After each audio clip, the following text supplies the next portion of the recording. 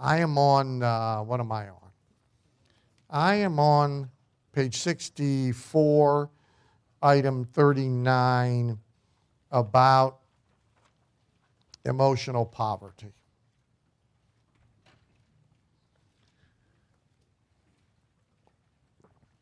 So here's what is a surprise about many people. Most people do think of it, for example, the richer somebody is or the more successful somebody is, the less this be true.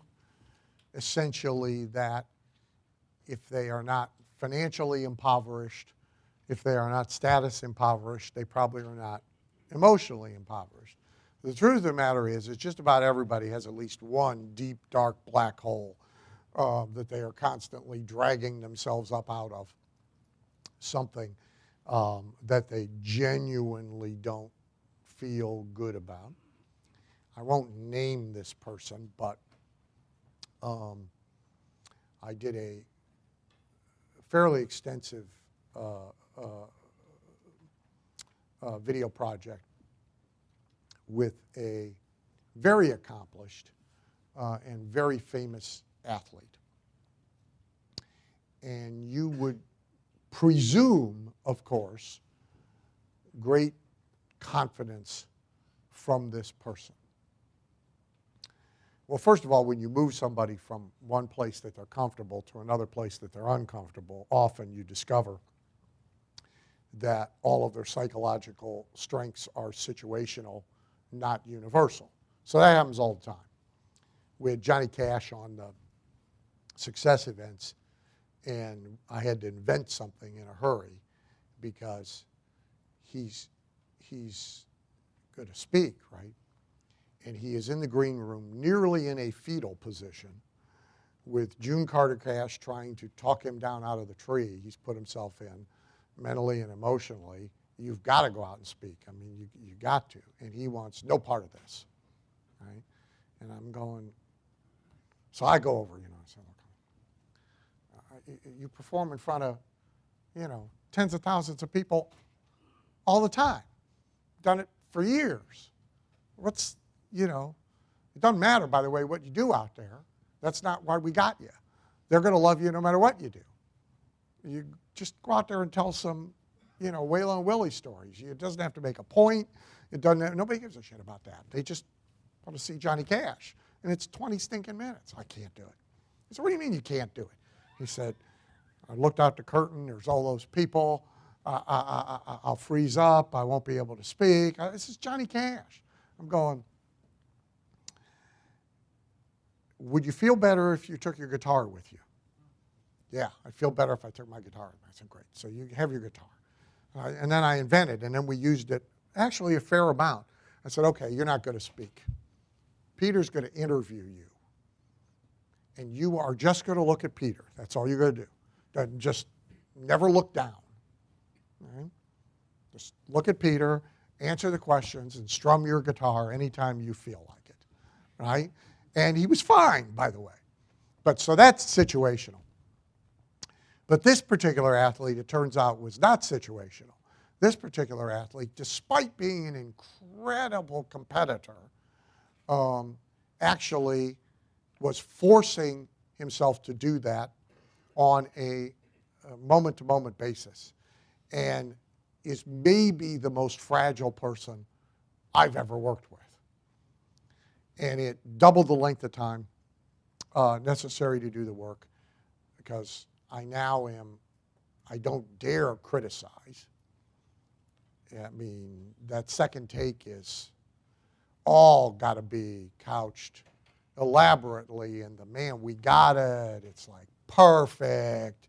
I just want to see if anything cool happens when we do it a second time. I'm doing this, right? I can't be saying, Jesus, you blew 2 lines, and the voice inflection on this was no good. Let's do it again, and can you give it to me this way? You couldn't do it. You couldn't do it. You'd have never got through this. There's a very wealthy person, not Trump, by the way, There's got to be a deep, dark hole there somewhere. But there's a very wealthy person who I've done a lot of work with who has a great front to the public, but is an emotional basket case. And so my theory is that everybody has at least one. They have one. And this, now, not coincidentally, is really their greatest hidden desire. So this is the thing that they really would love to feel better about. And actually, a lot of what they spend money on and a lot of things they do and a lot of places they go is really about that. They rarely enunciate it to anybody else, and they probably, in many cases, don't enunciate it to themselves, but it is there. Do you remember Sally Field at the Oscars? I do not believe it was contrived. I think it was a spontaneous, irresistible outburst. It was, if you don't remember, Sally literally kind of crazily screaming, "You like me, you really like me," waving the trophy. Okay? And I strongly suspect this is a person who, for whatever reasons, I don't know her, have never worked with her, is disliked and or disrespected a lot. And so if you think about the things that she's been most successful, most people know her either as the Flying Nun, if you go back far enough, or they know her from Smokey and the Bandit movie, not from her great dramatic performances. And so I think her primal scream is waiting inside everybody about something. And if you can figure it out, either for the individual or in common for a group of individuals. So for example, with chiropractors, it has always been easy to hit them in how disrespected they are comparatively to real doctors. In fact, that's about all you got to do to set them off. Okay? And by the way, if you do it by mistake and you do it undeliberately, you lose them all. They're like gone. I had a client for a number of years, a catalog publisher, and they sell a bunch of stuff, ad specialties and whatever to doctors. And they started in dentistry. They're very big in dentistry. And they had MDs as well.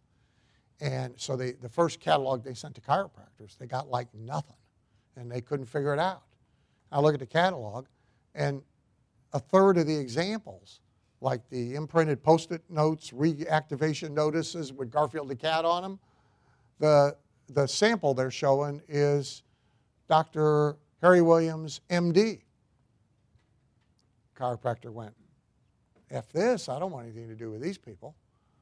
They deal with MDs. Trash, right? So if you use it wrong, it's a problem. But if you use it right, I've used now 5 or 6 times over the years for different marketers to chiros. Most recently, I used it with the pharmacy owners. But the chiro one is this photograph. And it's got, you know how you go to Walmart? It's my number one gripe about Walmart, is there's reserved parking for everybody but me, right? I mean, there's 3 spots reserved for pregnant women. There's 15 spots reserved for handicapped people. There's a spot for the employee of the month. There's a spot for the disadvantaged transgender. There's all these signs, right? And I'm parking way the hell over there, right? And so we have this picture with parking signs, VIP MD, VIP DDS, VIP everything, and then a sign with DC on it for chiro and a big no red symbol on it. And that's our parking lot. And it just triggers all sorts of, emotions. And their real hidden desire is to be respected as a real doctor. That's what's going on inside them. And when you can find it, you can really push that button. People are really susceptible. All right, let's get into some real interesting stuff. Starting with item 42, we'll talk about optimistic biases, and we'll talk about addiction. We'll talk about sunken cost pressure. We'll talk about stupidity. So,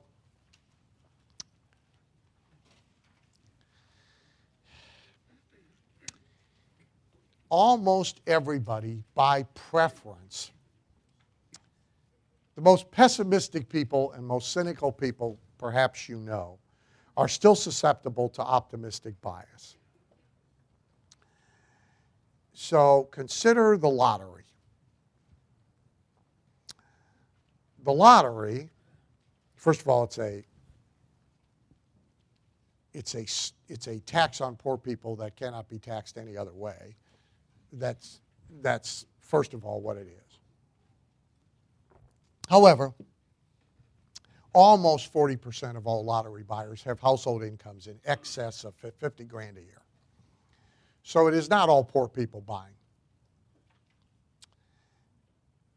Almost 10% of the lottery players spend over $500 a week. So there are whales, there are heavy hitters. I have a client, you may not know this business exists. A client I've been doing a lot of work for over the past year, they're called Win Trillions. You can find them at wintrillions.com. Hell, why say millions? So Win Trillions is the largest equivalent of E-Trade for lotteries. So instead of playing just your local lottery, you can play any and every lottery in the world, because they'll buy tickets for you in any lottery there is. So Powerball, of course, is universal, global. Most of the foreign buyers want to play our Powerball. But Spain has this big giant lottery, and Italy has a lottery. And then there's some lotteries that never really pay big jackpots, but they pay out a lot of prizes, small prizes to a lot of people. And so Win Trillions is a buyer's agent for lottery players who have them buy tickets for them. And they also bundle people into groups. So, you know, if you're going to spend $100 this week, instead of having $100 in the Illinois lottery, Harry, you can have 1/1,000,000th of a share for your $100 in tickets in 1,000 lotteries, which sounds, by the way, like you've just enormously increased your likelihood of winning. It doesn't, but but it sounds like that. It's kind of like Bob Stupak at Vegas World. One of the games he had was face-up blackjack. You saw the dealer's cards, right? And because of a few other rule changes, your odds of winning were actually worse than in regular blackjack, multi-deck.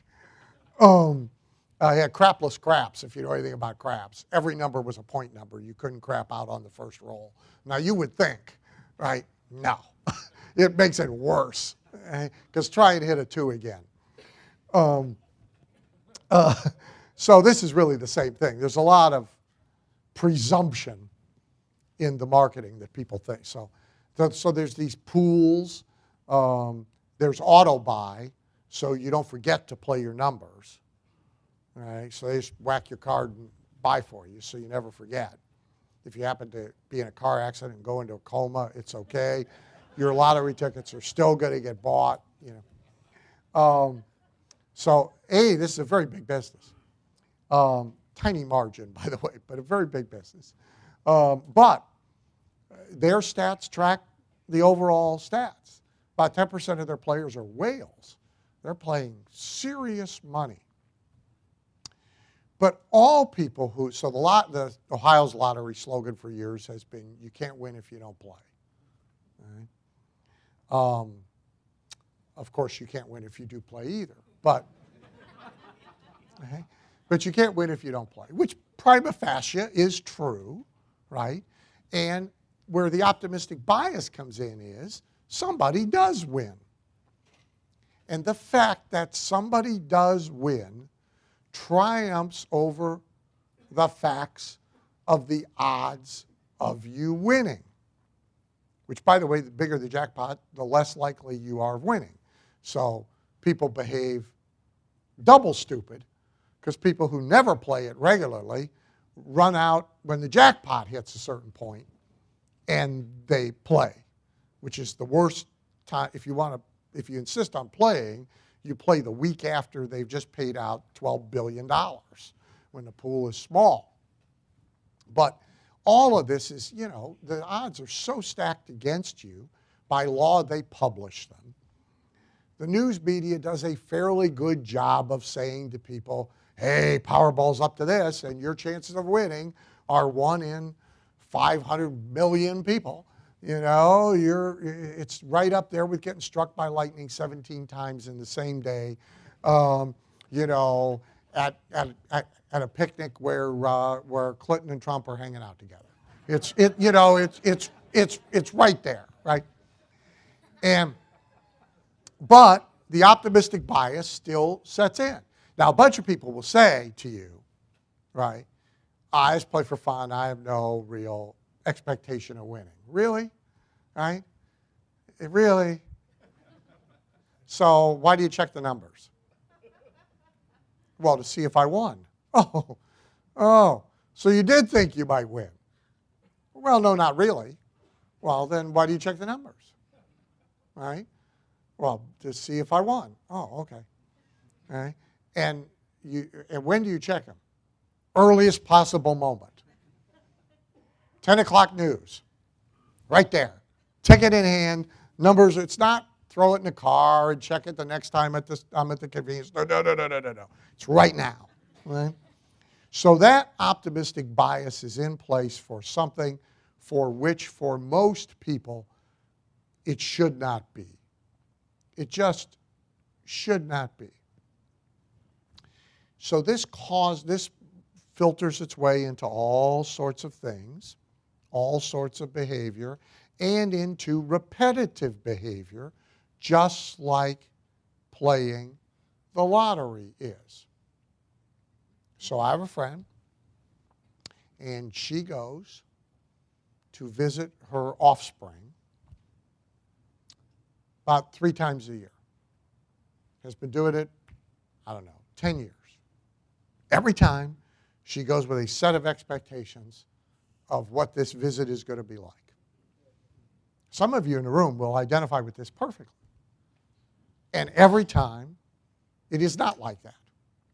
And what it is like is very consistent. It's the same every time. But somehow, this time, it's going to be different. You all have a relative who is a complete screw-up, if not worse. And you will repetitively, with time gaps usually, but repetitively, you will be sucked into dispensing free advice and trying to help this person. And the result is the same every single time. And yet, sense of obligation, blood, a number of things, but optimistic bias sets in. This time, it's going to be different. Women, people think it's all poor women. It is not.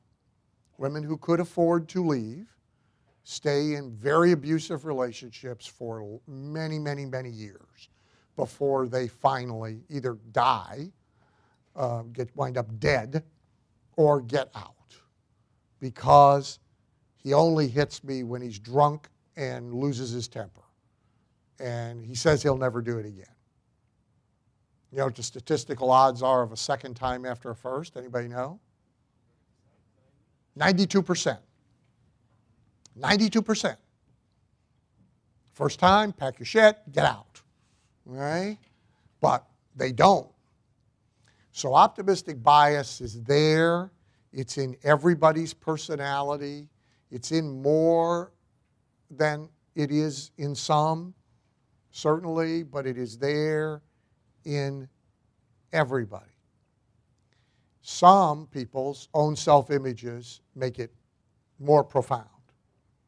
So the person who takes self-image pride in being an optimist, in being a positive thinker, they obligate themselves to high optimistic bias.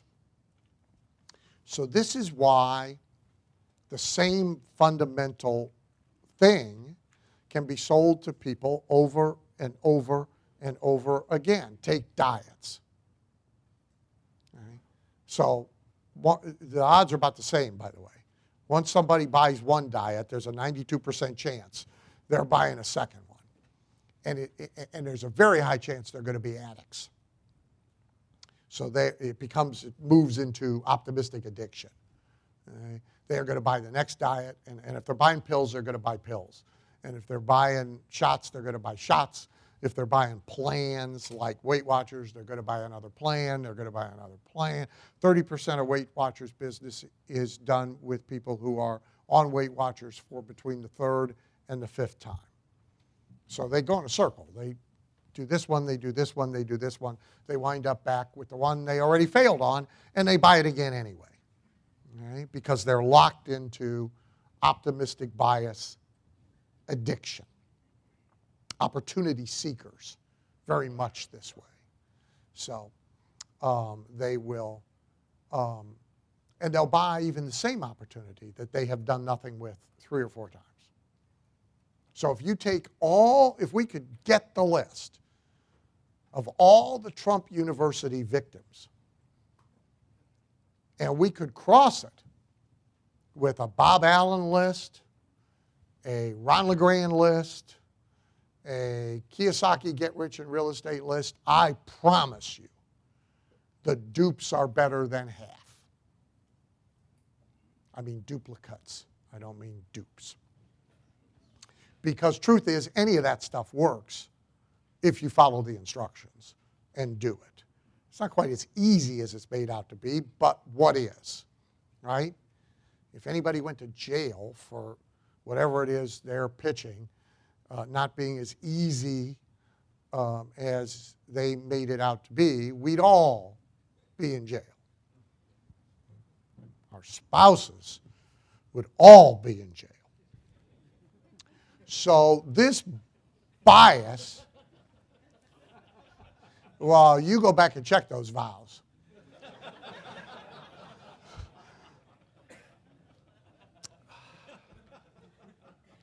So this bias is there. People want to. They are even, not hardwired, but it's deeply embedded optimistic bias. We do it to our kids, right? Santa Claus, optimistic bias, right? And lots of kids ask for shit, they don't get that shit. Particularly poor kids. They ask for stuff and they get socks and underwear and, all right? They still make out a list next year. It takes a long time before they stop making out the list. Even now, with access to the internet and all that, still. Macy's still has the mailbox in the store every year for letters to Santa, and people still go put letters to Santa in, right? The internet hasn't killed him yet. You would think, right? You would think people who pray the same way, if they pray by making lists for Santa, hey, God, here's a list of shit I want. And when they don't get it, it takes a long time before they quit praying. My mother-in-law, devout Catholic, that's the way she prayed. To the best of my knowledge, she never got what she prayed for. She never stopped praying, So it's in there pretty deep again. And so it can be stimulated, right? So now you loop back. See, when they see, so think about the lottery. So they know somebody wins. Why? because the lottery knows they got to show off the winners, right? That's proof, right? They use statistics. We've paid out $200 million in winnings so far this year. That's a big number. Everybody goes, well, fuck, if they've paid out $200 million. Casinos do it. You walk in a casino, there'll be a sign. We've paid out, the places that sell lottery tickets. There's a Sunoco station over by where sometimes I get gas there. They still have the pennant up from the winner. I think won $400 and some odd thousand who bought their lottery ticket there in 2009.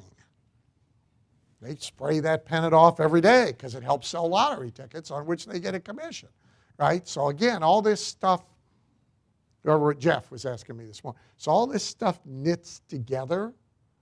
So the optimistic bias is there to be triggered. How do you trigger it? You trigger it with a bunch of these other things, and you know that's what you're trying to trigger. Sunken cost.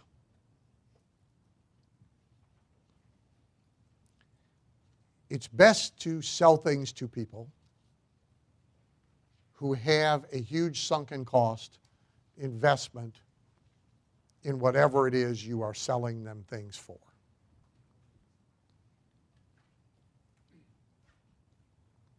It happens, but for the most part, married people who go see a therapist have been married for a decade or longer. They have a huge sunken cost investment in that marriage. So they buy things to try and fix it. 6 months, they get an annulment. There's a big movement, by the way. I don't know if you've noticed it in the news, but it's millennial driven, that we should be in the expired date marriage business. That these licenses should be issued with automatic expire dates. So there's no, I'm serious. This is a big discussion. That it's antiquated the way it is, and the way to eliminate all this acrimony and fighting over who gets what and people forgetting to do a prenup and all that shit is just have it expire after 3 years. It's over. Everybody knows it's going to be over. Everybody packs up their stuff and goes merrily on their way. So it's why in B2B, see, I'd rather sell to a dentist than to a real estate agent. Why? The dentist has a big sunken cost investment. He went to school.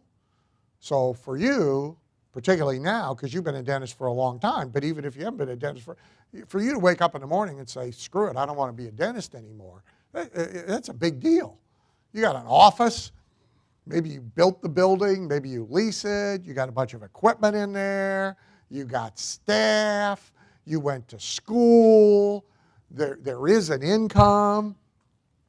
You know, you go home to your wife and say, I've decided not to be a dentist anymore, I'm just going to go shut the damn thing down, and I think I want to go sell boats.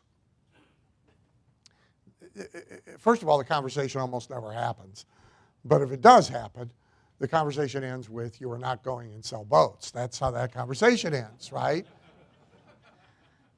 Unhappy real estate agent, what's he got? Got a website. If our guys were good at selling stuff to him, he's got a website. He's got a cell phone, which he's going to keep anyway, and he's got a business card. And he went to, how long you got to go to school to get a license? 40 hours. So he went to school for 40 hours, okay, to get his license. That's his investment. He says, I think I'll go sell boats. Great, maybe you'll do better selling boats, she says, and off he goes, right? So how invested we are in something has a great deal to do with how we will respond to anything related to it. Okay. I could have got out of the horse business real easy when I had one. even 2, maybe even 3. 23, there's nice people employees who depend on me. They're in 3 different places. There's relationships. There's ego tied to it now. There's habit tied to it now. I can't get out. Therefore, I'm much more susceptible to any and everything that might help it. When I had 1, you are not going to sell me a balance therapy thing that they stand on and it vibrates under their feet and for 15 minutes a day and it somehow stimulates their lymph nodes. It's a big story. Okay? We got one now.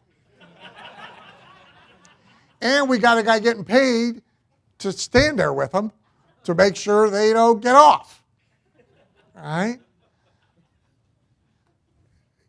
Guy selling that thing shows up when I got 1, I laugh at him. Guy shows up when we got 20, I go, get it off the truck. All right? You know? So Greg also owns harness horses as I do. Same thing, right? Every new sulky, right? Yeah, okay. Driver, right? If you drive once a year at the fair, at your hometown fair, you'll have the same sulky for life. And it's going to be the old wood one with bigger wheels. And, if you're driving a lot, first of all, there's comparative status going on. There's positional. So as soon as one of the top drivers gets a new sulky, which they give to them, everybody else has got to have that new sulky. The one you got's not good enough anymore, and maybe his goes this much faster.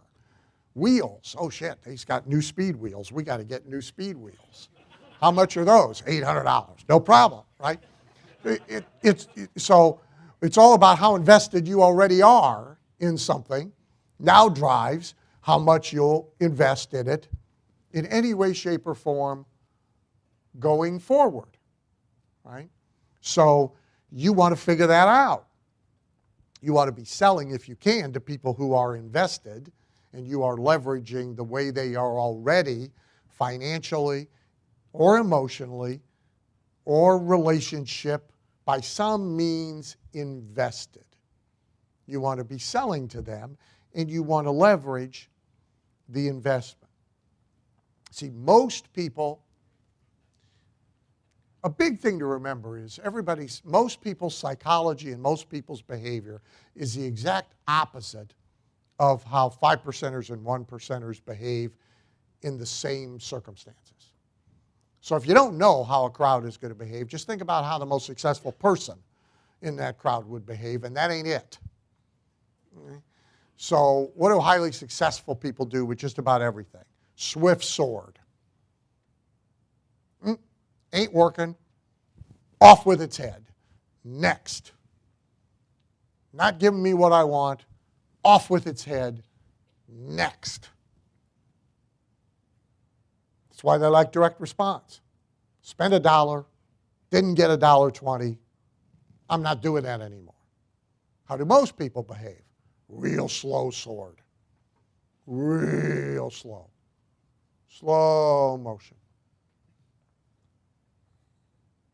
You go see a bad movie. It's 2 hours and 15 minutes long, and 10 minutes in, this thing sucks. I mean, it's bad, right? So how do you behave? Do you leave? Well, many of you will.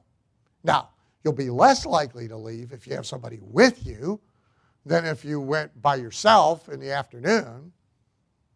And if you went to dinner and went to the movie with another couple, you will be a lot less likely to leave. I went to a Notre Dame game. Always wanted to go to a Notre Dame game. So a friend of mine is a professor at Notre Dame, Herb Truce. So he takes me to a Notre Dame game. I mean, we got good seats. And it's like 40 below with 40-mile-an-hour winds. I mean, it is just miserable. People are literally getting coffee. The guy's going around, the beer guy's selling coffee. He's going around with coffee. They are taking the lid off, I swear to God, and pouring it on their hands, right? I mean, which the minute I saw it, I said, smart. I mean, I am dying. But Herb got the tickets. I'm there with Herb. I went all the way to, Notre Dame to go to this game. Mostly I don't want to be rude to him, right? Finally, halftime, which, by the way, Notre Dame's killing whoever they were playing, too, so it isn't even a game, I mean, finally at halftime, I just said, Herb, I can't take it anymore. We got to go back to your house and watch the rest of us on TV. I mean, I'm a popsicle, He says, thank God. He says, I wanted to leave an hour ago, but, you came all this way. I know you want to go. I'm like, let's get the hell out of here, So if it is not the worst movie ever made, it is one of the 10 worst movies ever made. It is called At Long Last Love, and it stars Burt Reynolds and Sybil Shepherd, and it's a musical. Need you hear more? But this is at a time when, Burt was a big deal, and if Burt Reynolds was in a movie, Burt Reynolds fans, we went and saw it, right? So Pete DePerner and I go to see At Long Last Love in the middle of the day by ourselves, right? But we've driven to the theater, and we got our popcorn, and we got, our stuff. And on comes this movie, and I mean, it is shockingly horrible. It's like unbelievable, right? Unbelievable. There's only about another 20 people there, and within a half an hour, it's just us. All of them have left. We keep looking at each other and saying, it's got to get better. Optimistic bias, right? Because it's Burt Reynolds, and we like Burt. We say, it's got to get better. It just can't, it just gets worse.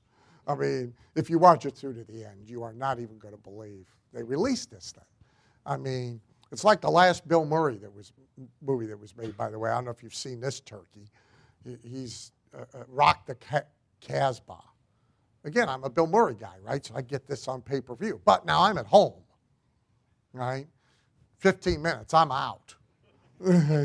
I mean, I'm by myself. I'm at home. I got other shit I can go do, right? If I'd driven all the way to the theater, I'd have lasted at least maybe 45 minutes, right?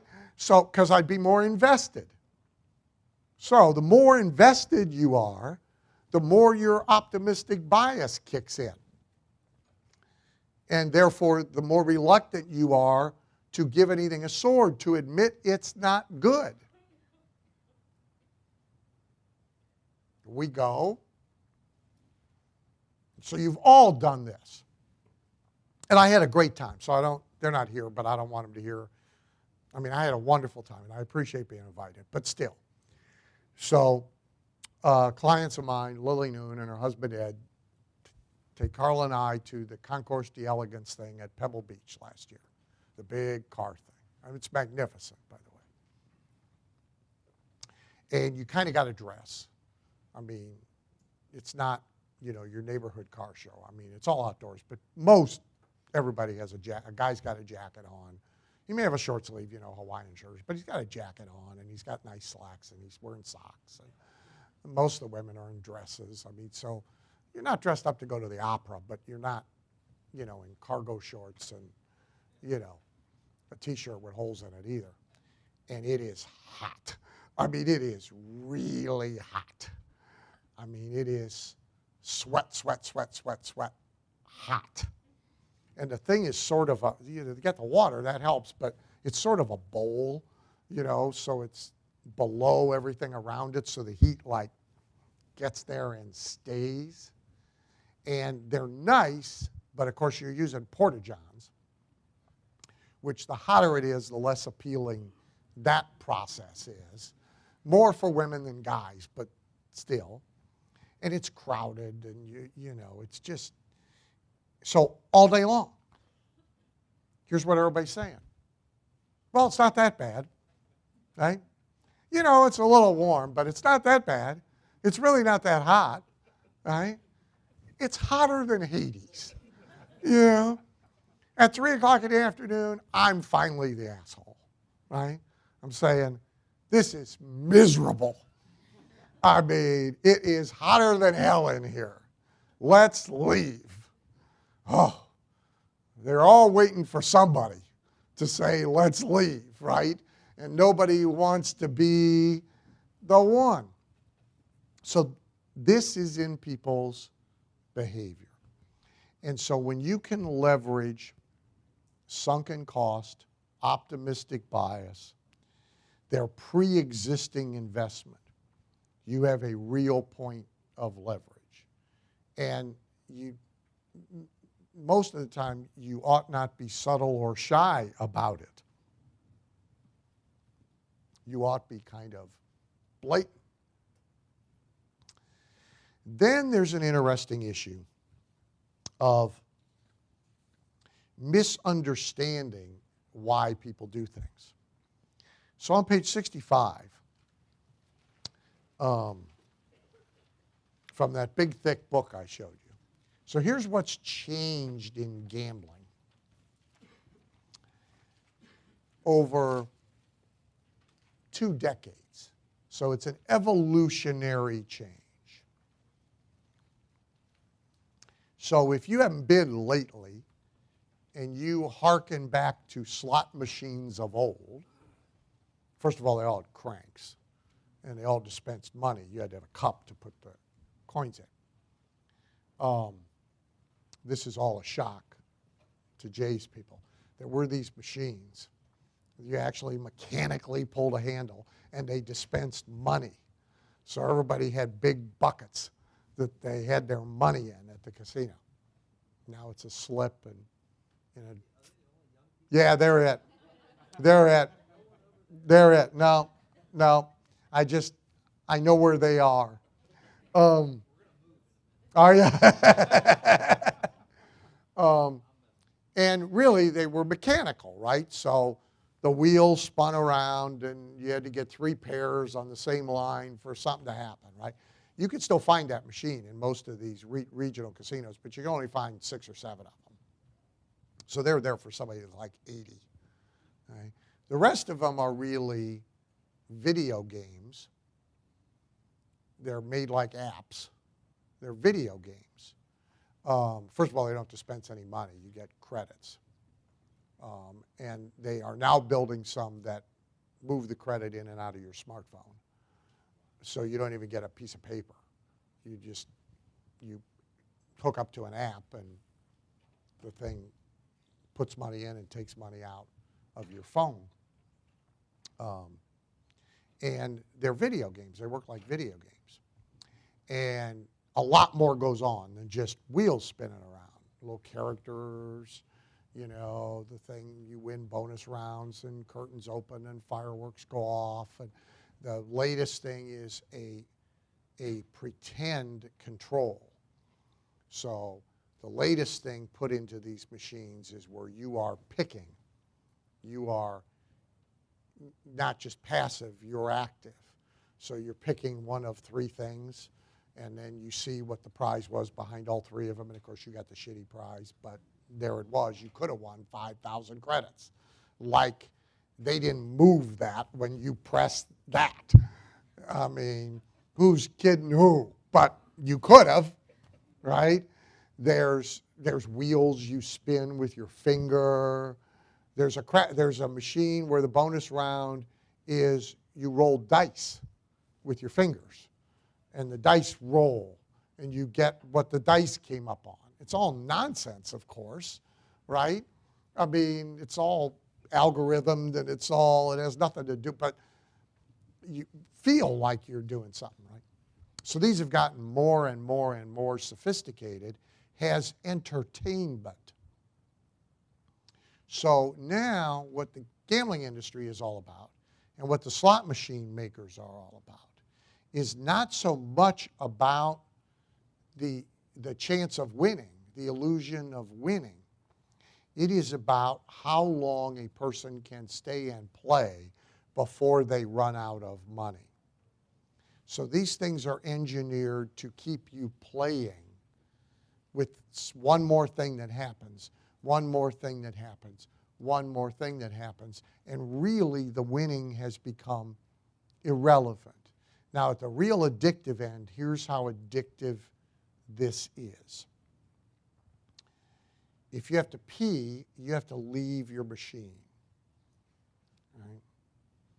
So a problem in the casino business now is people peeing where they are. And this is not a rare and random occurrence. This is a growing problem. Caesars is experimenting with, no. They are experimenting with personnel that you can pay to take your seat so nobody takes your machine until you come back. So they are experimenting with roaming people with special jackets on so you know who they are, and you can pay them to keep your seat because you don't want to leave, right? Now that used to be because you thought as soon as you walked away, the next person was going to hit the damn jackpot. Now this is more because you're in the middle of, like a video game, this progressive series of involvements and actions, and you just got to level 3, and you're working to get to level 4, and you don't want to have to go somewhere and start over. So it is, and it still has optimistic bias to it, but it has addiction to an enormous degree. So ideally, we will build addiction into what we do. All sorts of businesses do it, right? So you guys who run like dashboard systems in B2B, you want them coming back every day, and you want some kind of ongoing game, and you want some kind of McDonald's engineers it into their food, have for years. Worse than any other fast food place, by the way, if you don't know it. They add sugar to everything. There is sugar added to every item of McDonald's food. The buns, the stuff the fries are dipped in, everything. The new cheese sauce, I assure you, is not just cheese sauce. It's cheese and sugar sauce. That's what it is, right? Because sugar is addictive, right? So you want to think about how your customer experience, how their visits to your place, their visits to your site, how you can get more frequency, more constancy by building in this addictive or nearly addictive feedback loop that makes me want to be there more frequently, more consistently, more constantly, or for longer periods of time.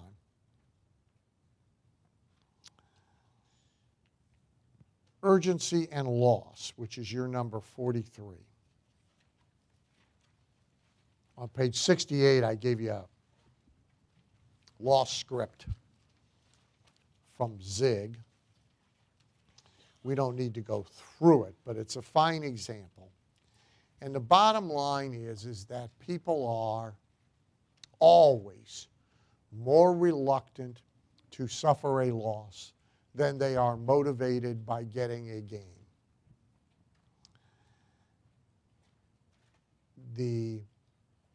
It feels different, right? So we all like to benefit, we all like to gain, we all like to win money, make money. We all like to have a good restaurant experience, whatever the business is. But we dislike loss even more than we appreciate gain. And you see it played out in virtually every business. So like the way Disney gets compliance with all this advanced booking that you have to do is not by any of the joy of experiencing any of the things you are booking all this time in advance. It's about you not being able to do something if you don't book it all this far in advance. And if that wasn't the case, a bunch of people still wouldn't buy an express pass, for example. They wouldn't spend the extra money if it wasn't drummed into them, you may never get on this thing if you don't have an express pass.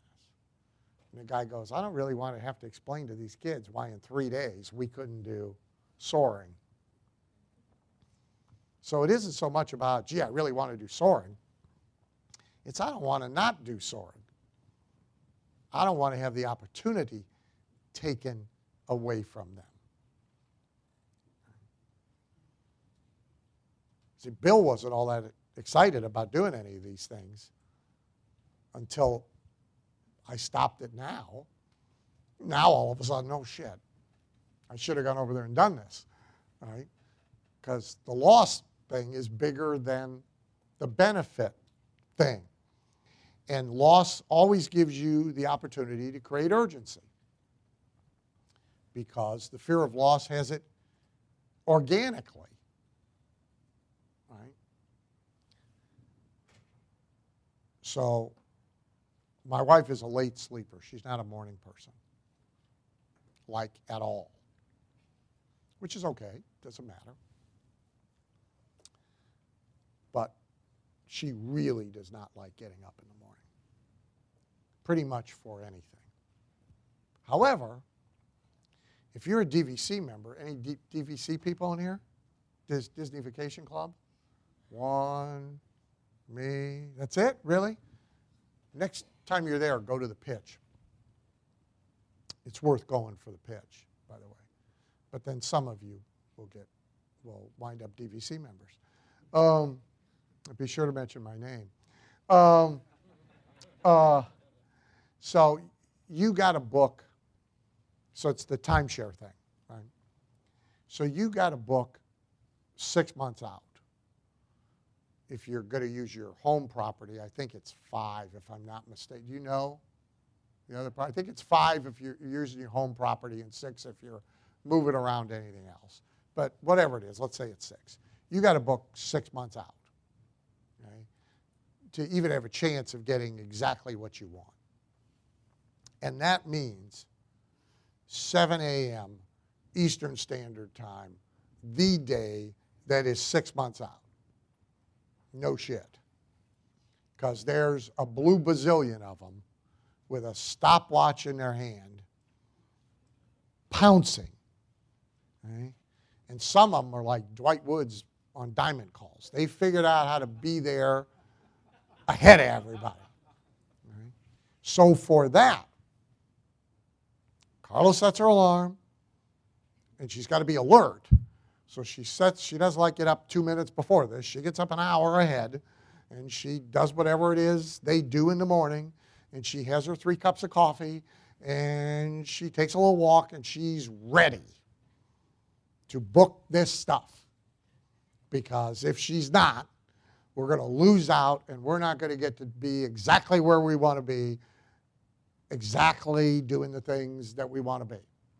And they have got her doing this, completely contrary to her behavior in any other circumstance. Any other circumstance. This, they got her. And it is totally driven by urgency tied to loss. That's totally what it's driven by. And so people behave this way a lot. If you do coaching calls, you'll hear me do it. If people have stopped asking questions, 9 out of 10 times if you say, well, I will end early, once, twice, you don't get to thrice. Somebody's in. Why weren't they in to start with? Why did I have to start to slam the door to get them to move? Because they won't move unless they see the door slamming. That's why. It's just the way they are.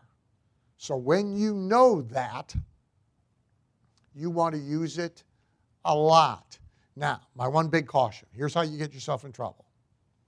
You use it with the same constituency, the same audience, and you don't mean it. And you get caught. All you are now is a parent who is threatening, threatening, threatening, and never sending the kid upstairs with no supper. It don't take very long before this has no leverage whatsoever. But if you intend to play fair, it's a very powerful lever. Let's do gaslighting. So gaslighting, and I'm going to give you two specific techniques that aren't in your manual, by the way. Gaslighting is particularly important. It's useful a lot, but it's particularly important when you are selling to somebody who is in some way, shape, or form above you, and or feels like they are superior to you. So, first 10 years of my career, I was selling consulting and training, and I was selling, there was nobody I was selling it to who wasn't in a better financial position than me. And not that that's all self-evident, it doesn't have to be, but it's certainly in your head, but it's in their head too. I mean, you know, you're a 25-year-old kid, you're selling to a 60-year-old guy, he's running a $100 million business, who's kidding who, right? So in some way, shape, or form, you have to take somebody down a peg. You have to make them uncertain when they were feeling pretty certain before their defenses start to fray. Right? They have to be knocked off their perch. They have to be surprised suddenly, gee, maybe I'm not as smart as I thought I was. Maybe I'm not as accomplished as I thought I was. And so gaslighting, its origin, to the best of it, the origin of the term is from a 1944 movie called Gaslight, if you want to go find it. The plot has been done a million times since. It is a husband who attempts to make his wife believe she is going insane. So, plot we've seen a million times. And they called it gaslighting. And ultimately she begins doubting her own sanity, right? So I have a client, for example, who is a wealth advisor who goes after people who are selling or have sold a company, and they have at least $20 million. He's pretty well-to-do. I don't know if he has $20 million or not, but he's pretty well-to-do. But that's not the point. The millionaire next door guy, the Stanley millionaire next door guy who has built his business up over time, and he has conquered monsters, and he has survived recessions, and now somebody is flattering him by buying his company for what is to him a crap load of money, and he suddenly has a crap load of money. He thinks he's pretty damn smart. And he is, but he's only smart situationally, right? But he thinks he's pretty damn smart. And he is somewhat impervious to advice. And so one of the many things, one of a handful of really stupid things is very common, by the way, for everybody that is in this position. So within the first 12 months, they lose a few $1 million trading stocks on their own when they never hardly traded stocks before. They got time on their hands, they got money, and they think they're real smart. Or they buy into a business they know nothing about. Ego, they need a place to go, they don't feel important anymore, and they think they're really smart. So to get them to not manage their money and hand it over to you, You have got to rattle them. You've got to shake them a little bit. They can't be allowed to continue. They have to be gaslit. And so much of the marketing we do, I'll tell you a couple things, and also you can go see some of it if you want. Much of the marketing we do has nothing to do now with what he does, how the money is to be managed, if in fact it is to be managed. A big hunk of it is about affinity, and another big part of it is about gaslighting this guy. So we knock him off his perch and we make him anxious. Okay? So like this ad,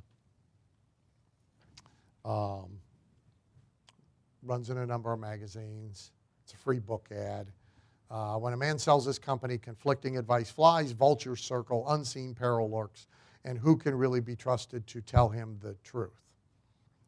And then this is all about how you can't trust anybody around you. Family, friends, the broker you've had forever, your CPA, etc. So now this guy who actually felt pretty good now doesn't feel so good. This is, the book is 20 Million and Broke. Losing your fortune, it can happen to anyone. Keeping your fortune can be harder than earning it. Can you keep it?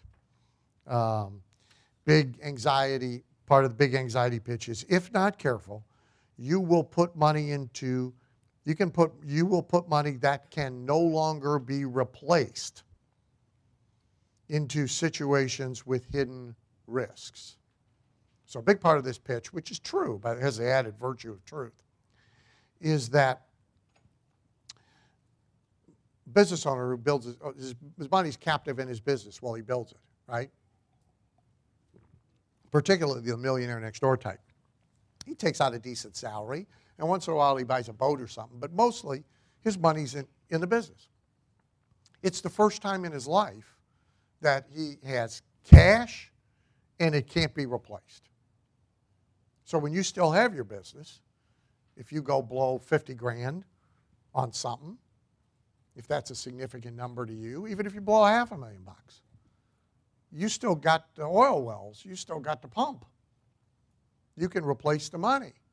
The day you sell the business, all the money you got is irreplaceable. You have no way to replace it.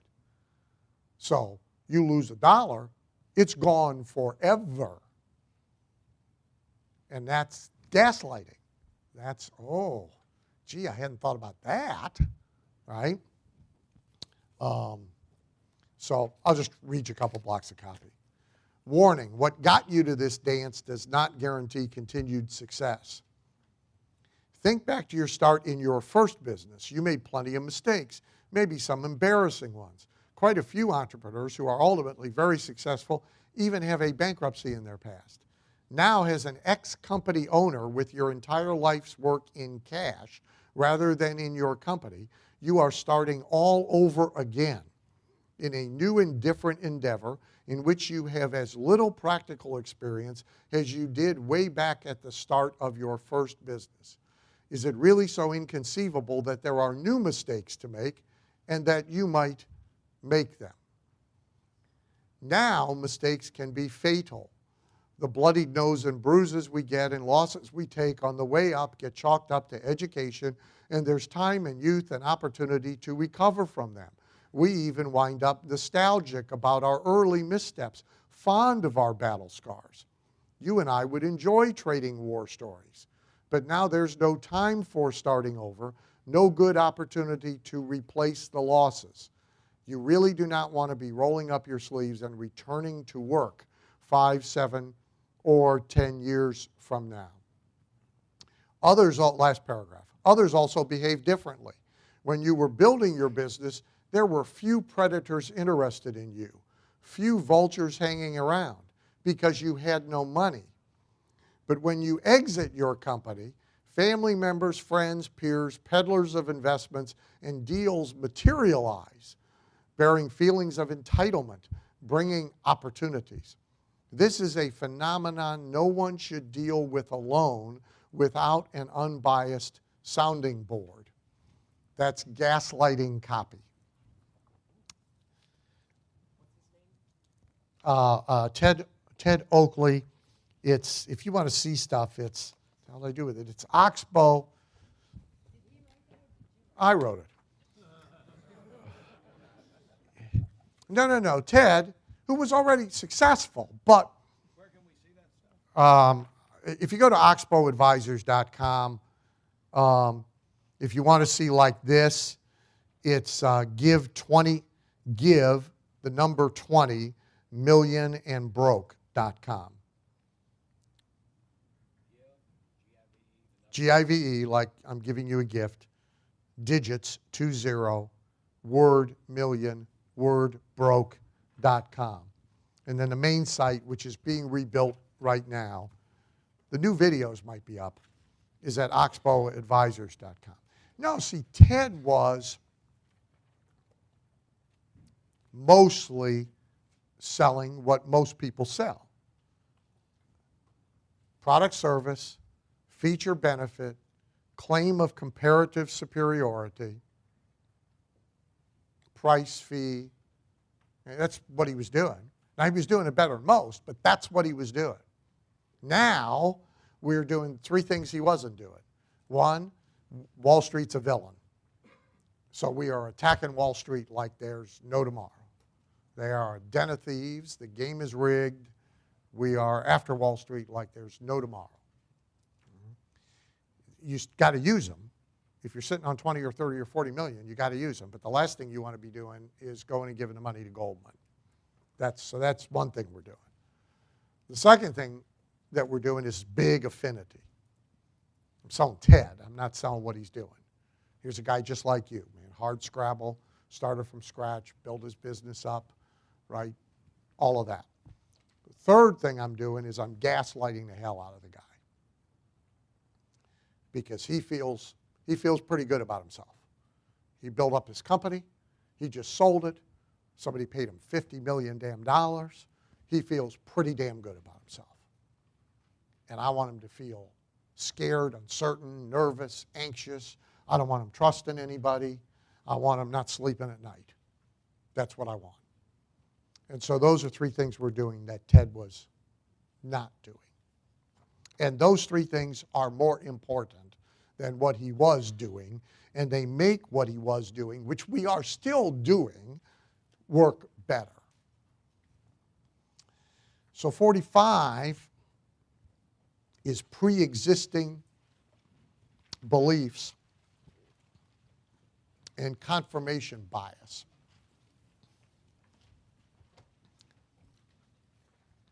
So this is cool because everybody's got them. So that's what we are. We are a big pile of pre-existing beliefs. Some we got as kids, some we got through environment, some we got through association, some we got through experience, whatever. But we have pre-existing beliefs about all sorts of things. Some of them are quite negative. Some of them are, they're racial bias, they're gender bias, they're quite negative. Some are neutral, some are positive, but about just about everything we have pre-existing beliefs. So everybody has a belief, an instant kind of reaction to their friend who just became a vegan and is now evangelically ruining every meal and extolling the virtues of being a vegan. Some of us have a belief system about that is, shut the hell up, right? This thing died of natural causes. I have it on good, Other people, oh, well, I'm kind of open-minded to it. Tell me why you did this. What do you know, right? Other people are like prone to it, right? Well, we're that way about everything. I mean, everything, right? So name a topic name a subject, name a product, name a service, name a person. If you know it, you have a belief system about it. Automatically, it's there, right? And so, why? Why do you believe what you believe? So, if you know why people believe what they believe, you can monkey with what they believe. And hardly anybody believes what they believe because of the gathering and assessment and analysis of objective facts. Again, you can be pretty sure that at least 95% of a population, whatever it is that you want to think about them doing, 95% of them are doing the dumb shit. They're not doing the smart shit. So us, you'll leave a bad movie early. Most of you are also information gatherers. So some new situation occurs in your life. You gather information about it to then form a judgment, an opinion, a decision. So like I had, when he first ran for office, I would, with family members and friends who want to extol the virtues of Obama and argue with me, I would, have you read his 2 books? No. Then you have no right to participate in this conversation. You won't even bother to go get the information he's giving you about himself and what he intends to do. You have no right to participate in this conversation. Conversation's over. I've read them. You haven't. I have information. You got none. But everybody's got a belief system, and they had a belief system. Right? He brilliantly made himself a blank slate for people to project onto him kind of what they wanted. Right? But we're information gatherers. That's what we are. Most people are not. Right? They do not get to any position by assimilating information. Therefore, what Ted was doing was relatively ineffective, even though these are highly successful people. The only path he was giving them, the only way to move toward him, was by assimilating information. But most people believe what they believe by building on pre-existing beliefs. So, people who believe that there's a lot of money to be made in real estate, they generally continue to believe that more and more. And ultimately, they may become real estate investors. They may take a real estate course. People who believe everybody goes broke in real estate and all the tenants steal the toilets and burn down the buildings and it's a horrible thing. If that's what they believe, they generally continue to build on that belief. 2 people will read the same newspaper. You can give 2 different people the same copy of the Wall Street Journal. Have them read the main news section and find one article that you think is particularly important and show it to me. There'll be 2 different articles, and in both cases, they will be an article that reinforces some already existent belief of that person. They will get to a fact, and they will use it differently to reinforce the belief they already got.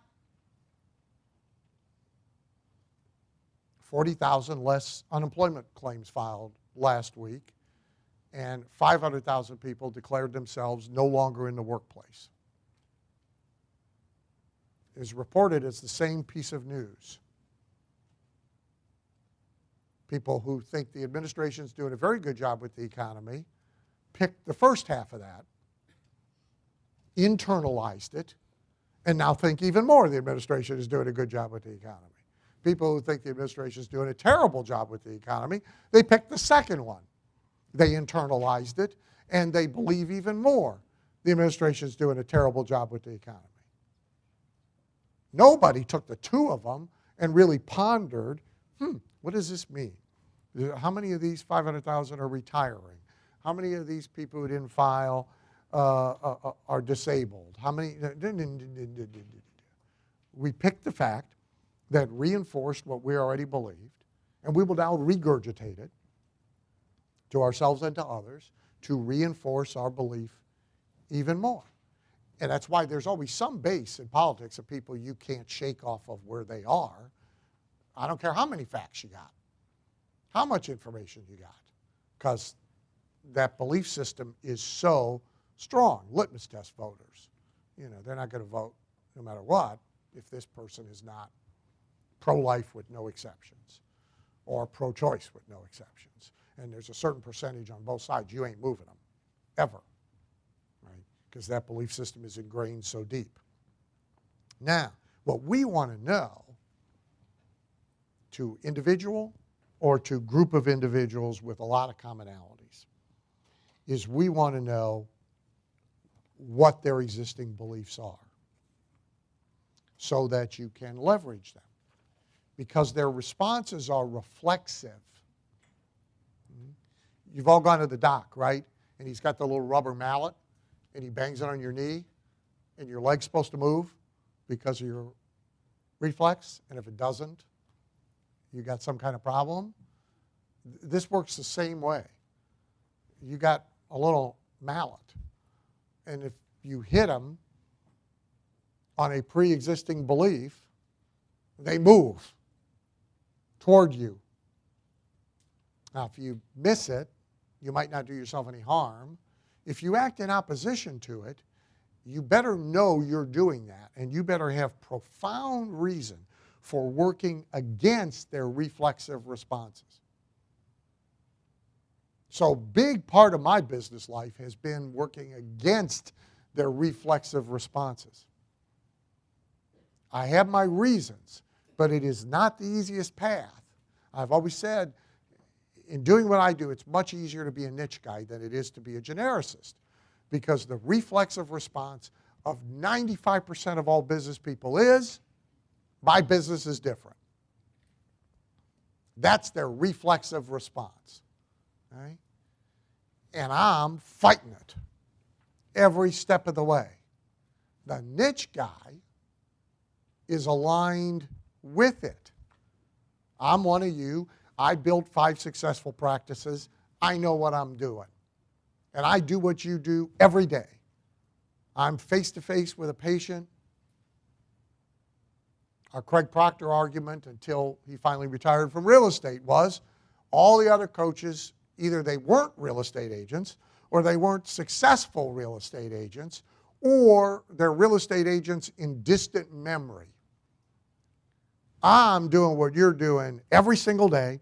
I'm dealing with buyers, I'm dealing with sellers, and I'm getting results. You can't trust any of these other teachers and trainers and coaches, right? He's whacking their pre-existing belief system with a hammer. Works beautifully. We will leave out the fact that almost everything he taught them was mine, and I've never been a real estate agent. That's irrelevant. Okay? So you really make a choice. Are you going to align with it? Or do you have profound reason that you're going to oppose it, and then you better know that's what you're doing, and you better behave accordingly. Right? But when you are going to hit it, if you're willing to hit it, a good list to sit down and make is, what does my audience, my constituency, my customer base, my clientele, what's their belief system? Like about everything. What's their religion? What are their politics? What do they believe about marriage? What do they believe about family life? What do they believe about selling? What do they believe about if you're hiring? See, you actually want to know. You can't ask, of course, except conversationally, but you want to know belief system stuff. So I can tell you, for example, anybody that is going to in any way, shape, or form interact with your customers about money, it's best if someone in their family has been in direct sales. So if dad was a VAC guy, they're gold. If mom's in Mary Kay, they're gold. because the whole family is over the whole selling is evil, taking money from people is evil, it's gone from them. They're already past that. If you want work ethic, by the way, it's somebody, the family owned a restaurant. If you want work ethic, there it is. Because while all their buddies were partying, they were washing dishes, and ultimately they got elevated to deal with the customers, so they had to deal with the public. And they have a different belief system about work. Farm, if they grew up on a farm, they have a different belief system about work. They think you work 7 days a week. That's what they think. They believe that's normal, right? Because, you know, the horse takes a shit on Sunday. I remember my father explaining that to our Lutheran pastor right after he drove him out of the house. If you can stop the horses from shitting every Sunday morning, I'll be in church. That's our deal. So you call God and you get him to talk to these horses, because they shit and they got to eat and they got to. So people on a farm, they have a different belief system about work, which includes we do it 7 days a week. And mostly we do it till it's done. We don't do it until 4 o'clock and whatever ain't done. It'll wait till tomorrow. No, that ain't the way it works on a farm. Right? So these pre-existing belief systems are really important in almost everything we do. So the first thing to figure out with whoever it is you're going to deal with is what are their belief systems. So it's why, like in my business, see, the best customer is always has been, the best customer is the one who went to a bookstore and bought a book. That's how they started. Nothing beats them. It's very hard to scale it, but nothing beats them. Because think about what that says about their belief system. Right? They value information. They're willing to go get it. They're willing to spend money on it. And they have study ethic. The average nonfiction book buyer who goes to a physical bookstore buys between 3 and 5 books every time they go. They don't buy one. Whether they went to get one or not, they get a stack. And they got a stack next to them in 2 or 3 places that they're working on. That's my guy. Okay? See, his behavior is revealing of his belief system. I noticed James Patterson, who's very smart, and for fiction, he's 1,000% right. The newest thing James Patterson has out, you can find it on Amazon, or if you go to a Barnes & Noble store where I saw it, he's created mini novels. He has a word for them. I forget what he's calling them. But they're pitched as, you can read them in an hour. You can't put it down, and you won't have to because you'll be done in an hour. Okay? Well, he's got it. He's right. Okay? But I don't want that guy. I wouldn't want to do that with nonfiction. Mark Victor Hansen a few years ago did a book that he delivered to people in a tweet a day because they wouldn't read a book. I'm thinking, what the hell do we want with these people for? What are we going to do with them? Right? Therein is your problem.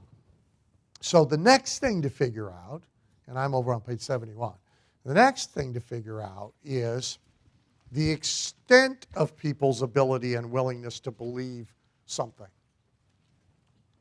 So once we know what a pre-existing belief that we can leverage, what is the extent to which they will believe it? Right? So there's almost everybody believes horse racing is fixed. A large number of people believe pro sports is fixed. Pro sports keeps giving us reasons to believe it. 60-point swings in 2 playoff games. It does raise one's, if you are prone to believe that they rig games, that reinforces your belief that they rig games, right? If you're prone not to believe that, by the way, you say, well, it's championship basketball. They figured out a defense. You have an explanation for it. Almost everybody believes the stock market is rigged, that people are trading on insider information. There's people who get there long before you ever get there, and you're picking up the scraps off the table. So almost everybody believes that. Now the question is, to what extent do they believe it, and will they believe it? So if we want to sell secret inside information that we get from the gnomes in the mountain, that only the gnomes have, how far will their belief stretch, right? So a lot of people believe, well, it's 72% right track, wrong track. 72% believe America's on the wrong track. Some 60% believe we're going to have another giant financial crash, right? But now how far? So Agora's famous End of America campaign, it requires you to believe way over here, right? That not only is there a big crash coming, it's like imminent, and it ain't going to be big, it's going to be epic. Bellinger, are you in the room, Lee? Yeah. So he's an Armageddon guy. Well, he is. He's kind of in the Armageddon business, right? So the Power Whisperer, I got the name right? Which is a whiz-bang, super-duper generator, okay? And it's important it whispers, because if any of you went and bought a regular generator, here's the bad news, right? When all hell breaks loose, all of the neighbors with no food and no electricity hear your generator. They are all coming. So you better have a generator, guns, bars, a Rottweiler. You need a few more items when you buy that generator, right? So he's got one that whispers. You don't hear it. And it's got 56 million other attributes. It's a great pitch. Is the pitch online? Where?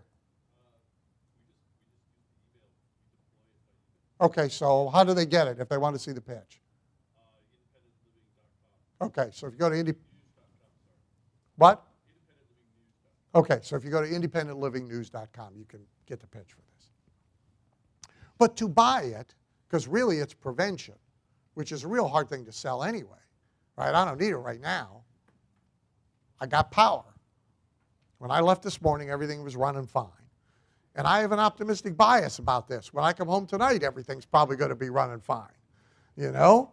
I mean, so I got to be convinced that suddenly, I'm not just going to have a power failure for like a few hours. I've had those before, right? My garage door won't open and I got to go wait at the Denny's. It's not life or death. You know, have a piece of pie, come back, everything's fine, right? I got to be convinced hell on earth is coming. The whole power grid is going to crash, right? Cannibals will be loosed in the streets. I mean, I got to really be convinced, right? And so to sell that, you got to be selling it to people who have that will believe to that extent. And so you're on the lookout all the time for people who already have that kind of their pre-existing beliefs can be stretched that far, right? So if we want to run a mailing list for his generator, for example, the guys that sell the survival food that you stock up on so you can be in your cave for 10 years after the Holocaust and you still got baked beans to eat and it's wonderful and it tastes great. You know, those guys, right? The Mormons. You want their list, right? Not quite as good, but gold buyers, right? Guys that got a garage full of gold bullion. They're probably pretty good, right? And then, well, what pitch did they buy from? Because there's 10 different gold bullion companies. Some sell kind of benign. You know, it'd be a good thing to have in your IRA, and everybody should have some gold in their portfolio, all the way to the guys who are selling with currency is going to end as we know it. They're going to come confiscate all your money. We're going to be in a barter economy. you may have to run for another country, so you should have gold coins, not just bullion, because you can pack a lot of gold coins in a duffel bag and you can run like hell. They're selling that way. Well, which list do we want to sell as generator? We want those guys, right? Because they've already been stretched, all right? So we need to know what they believe and to what extent they believe it. And we will always win if we find a way to step in to a group that has already been stretched to an extreme. The extreme buyer is always the best. So the most rabid Trump voter, see, he believes. Right? Not only are illegal Mexicans streaming across the border and taking every job. They just did a poll on this. He believes that over 50% of all the Hispanics here are illegal. He thinks every time he sees one, it's an illegal immigrant. Now, news items continue, of course, to reinforce this false belief, even without trying. So the thing in the news 2 days ago about the kid in her commencement speech at high school who's got a full ride, a full scholarship to the University of Austin, Texas, and is an undocumented alien, which she bragged about in her commencement speech. A guy who already believes 60% of them are all illegal, he hears that on the news, he yells to Helen in the kitchen, see? See? They're all illegal. I mean, he literally drives down the street, he sees a Mexican, and he thinks illegal, right? And yet, if he had, all he needs is two facts. There's 11 million undocumented aliens. How many Hispanics are there in America? The numbers don't match, right? You're wrong. But, and now, if you want to sell something about how to protect yourself from illegal Mexicans, and you want to sell it, he's your guy, right? He's your guy, right? I have a friend who devoutly believes every Muslim is busily scheming inside their mosques to blow the whole place up, right? So if he sees one on a sidewalk, he's like calling his councilman. Say they're coming to get us, right? I mean, some are, but, you know, probably not many. But so how stretched is someone's belief, right, that you want to tie to? Pharmacists, right, some percentage of them believe right now that the entire healthcare establishment is rigged to put them out of business. Some believe it's just harming them. Some believe this too shall pass. If I can identify the ones who believe everybody is scheming to put them out of business in the next 12 months, they're the best ones to sell just about anything to. Because the extremist is the easiest to manipulate. This is a current book. I love the title.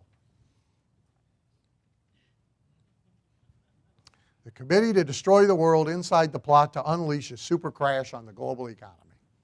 This is a mainstream book, by the way, by a mainstream author. Right? This is not a self-published deal you can only get on Kindle by some kid in his basement. This is a respected economist who is selling conspiracy theories, which gets us to 46. So, how many people believe in conspiracy theories?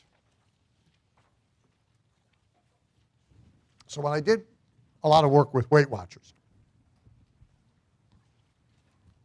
we did a lot of focus group work. And I'm not a big fan overall of focus group work. You really have to find profound commonalities. And you got to get there without rigged questions, because it's all very manipulatable. And a lot of people will tell you what they think they should be. And so with all that said, So we would ask very open-ended questions, not like multiple choice questions that kind of rig the response. And the one I found most interesting was, tell us 3 things you believe about food, diet, and weight. The only commonality from almost 100% was they talked about the conspiracy of the food industry to make and keep them fat. They devoutly believe everybody is getting together in meetings and scheming on how to keep them from losing any weight. And they would say things like, the diet center I go to, Dunkin' Donuts has opened up a Dunkin' Donuts in the same shopping center, those bastards, right? This is part of a grand master plan, right?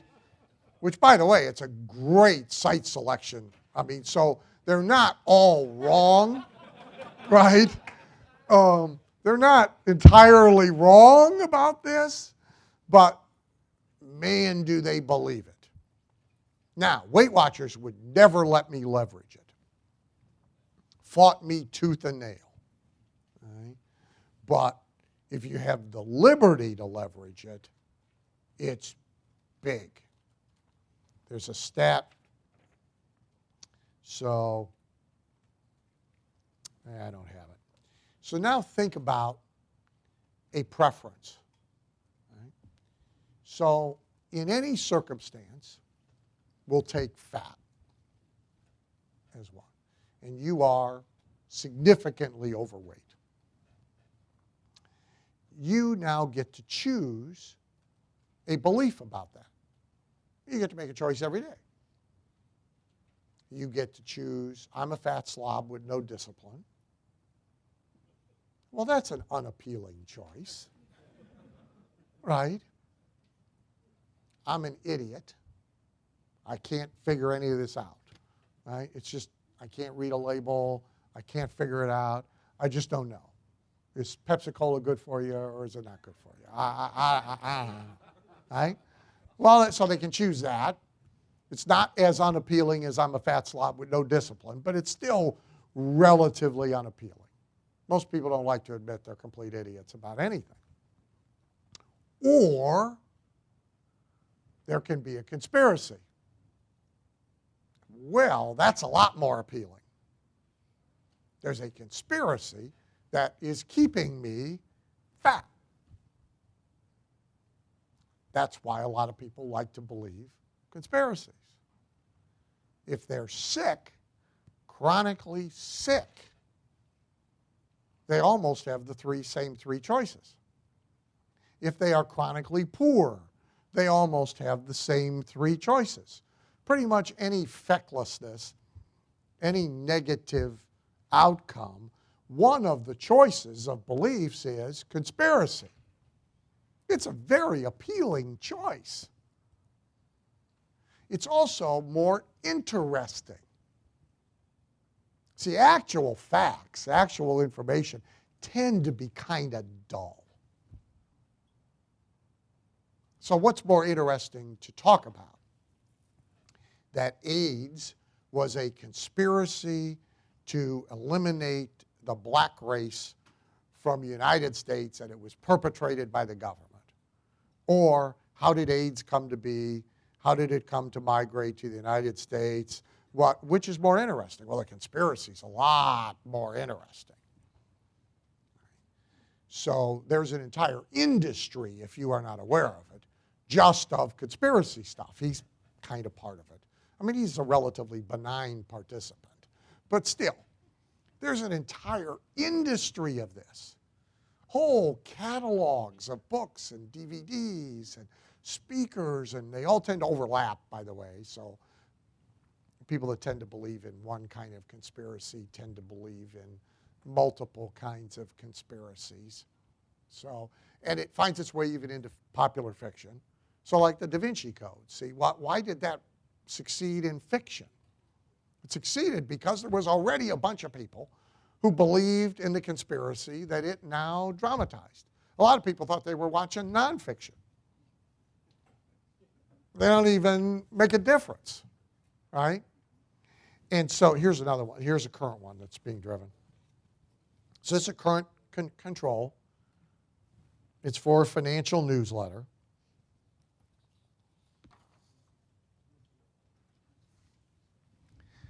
So here's what this requires you to believe. Think about this. It requires you to believe that there's a secret society. Okay? Well, there you go. Okay? Okay? I am deeply suspicious of this because I've never met anybody who can keep a secret. So my own belief system says, if I'd like to meet him, because I've yet to find anybody. Anytime I tell somebody, keep this amongst ourselves, it never stays amongst ourselves. Ever. I've never met anybody. But you got to believe there's a secret society. You next have to believe that they have controlled the world's wealth for 60 years. So now you not only got to believe there's a secret society, but that it is made up of remarkably competent people. How many remarkably competent people, other than while you've been here, have you met? When's the last time you ran into somebody that you went, holy shit, this person's got their act together? I want to hire them on the spot and hand them the reins. What, once, twice a year, maybe? What do you walk away from most people thinking? Be honest. Holy shit, I can't figure out how this person feeds himself. I mean, I don't get it, right? But you have to believe they've controlled the world, not just the nations, the world's wealth, all of it. Russian, Chinese, Polish, Argentinian, Martian. They've controlled it all, and they've kept an iron grip on it with nothing going awry for 60 years. That's the second thing you got to believe. So now, how many people have you met who are not only, they strike you as incredibly competent, but they strike you as somebody who could keep their act together uninterrupted at a high level of competence for 60 years? From Tuesday to Thursday, the Golden State Warriors can't make foul shots. 2 days. They can't hit, they're hitting the front of the rim. The front of the rim. I'll miss, but I won't hit the front of the rim. 2 days. 60 years. My ass. Now, we got to believe they're so filled with panic, these highly competent, incredible people who have kept their act together for 60 years and are incredibly secretive, are so filled with panic they're emerging from the shadows in order to do something. Then we got to look at who they are. We got to believe this secret society that is so secret, nobody knows about it. Here's a list of who they are. Here they are. It's a secret. The Prime Minister of Great Britain, the chairman of Barclays, major executives from Amazon, the director of the World Bank Group. Wait a minute. It don't look so secret to me. And it isn't even separated by pages. We didn't even move this second thing to like page 3, okay, so that you might not remember. No, it's right there. Page 1. You actually have to believe something that is clearly in conflict with itself in order to even go to page 2. It's remarkable, isn't it? It is remarkable. And so anytime people say to me, well, that's not really logical, please. It doesn't matter. Right? Because, see, people that this hits, of course, because this is selective, want to believe this to such an extent that they accept these facts as reinforcing of it rather than in conflict with it. See, this list reinforces the idea that these are highly powerful people who have controlled the wealth, right? It reinforces that. It completely conflicts with this. If this guy, Stephen Loeb, who's hawking a newsletter, knows who they are, I imagine a lot of people know who the hell they are, right? But because I want to believe the whole premise, I take these facts, I use them to reinforce the thing that it needs to reinforce for all this to be true, and I do not let it harm the rest of it that I also want to believe. That's how we do things. Pretty much all of us. Pretty much all of us. That's how we do things. All right? And to think that it's being done some other way, not the case. Not the case. All right. I will quickly do 1 or 2 questions. We have 15 minutes. Then you will have your lunch break. Lunch starting at noon. You are with Partiv. Where is he again? I mean, He's doing a lunch presentation. He's been getting ready for the last hour for his lunch presentation. he's like 20 minutes. It takes an hour to get ready for 20 minutes? Good grief. Okay, so anyway, well, you know. So Partiv will be with you at lunch. The conversion platform stuff is really important. I encourage you to go and encourage you to pay attention. And we will start back at 1:20. And I can do 2. Yes, Kenny. Hi, thanks, Dan. Just a quick comment about the casino problem. Yeah. In Asia, they have a major issue, and teenagers are buying gaming diapers, so they don't have to leave their There you go. multiplayer video game. There you go. and they So can just all sit they in got their to do seats. is, so if I'm running a casino, I should have a Depends vending machine Absolutely. in the place that I'd be good to go, right? Yeah. Now, my question. So you talked about selling to the affluent, exclusive, symbolic, hard to get to. I was wondering if you could comment on, if I think about excellence in orthodontics, I imagine if I'm going to the place and I'm being shamed because I own a $50,000 car, I want to see a beautiful office. I want to have it be, professional staff, looking good, in nice uniforms, everything else. But if I work with Dan Kennedy, I'm coming to Cleveland, I'm staying in La Quinta, I'm going to your basement, and it's not I'm paying top price, but I'm not getting the lavish, et cetera. So I wondered if you could address that insofar as, meeting the client's expectation, and, could a professional practice like a lawyer or an orthodontic say for some reason, we do this and we're putting the money into your teeth, not into the fancy fountain or stuff like that. So here's the principle. Is you can sell anything, right? Not to the micro specific. You wouldn't be able to use the Excellence in Orthodontics video marketing in a bare bones office. Right? The incongruity would be too great. But you can sell anything. It's a question of how much difficulty do you want to encounter in what you sell. Also, a lot of it is numbers. Okay? So if you take a consumer business, if you want to use the orthodontic practice as an example, Dustin, how many patients go through your practices in a year? Visits, 36,000. And patients. 2,500 new per year. Okay, so he needs 2,500 patients a year, okay, to get the outcome he wants, to support the thing he's got. Okay, I need 10. Right. So I can have 500 completely discredit me because of the things you named, and I don't care. Right. Now, if I needed even 100, I might have to rethink that. And if I needed 500, I damn sure need to rethink that.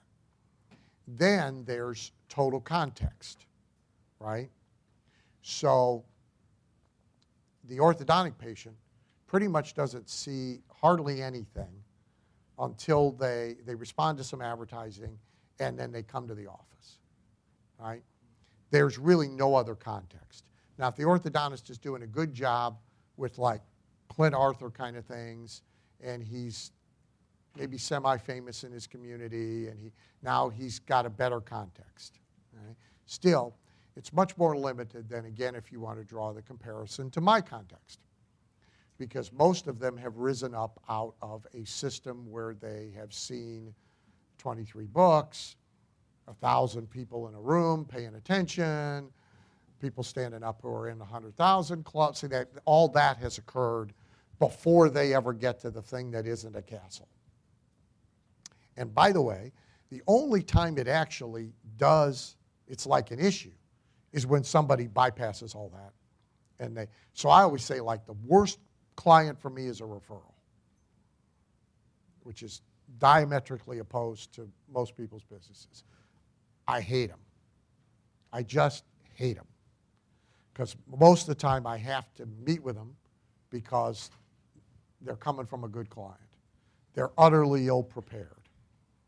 They don't match with the dynamic I've created at all, right? And now all this crap matters.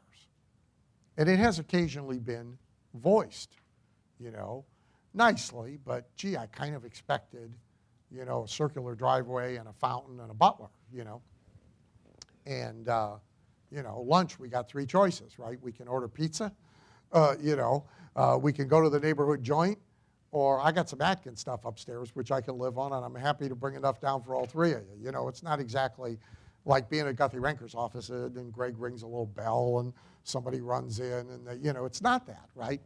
And I don't want it. So this is now personal preference dictating system, and then having to figure out a way to make that work. So could you make it work as a family therapist, yes, you could.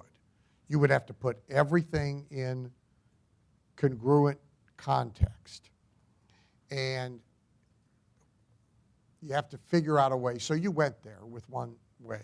You have to figure out a way to make what they are seeing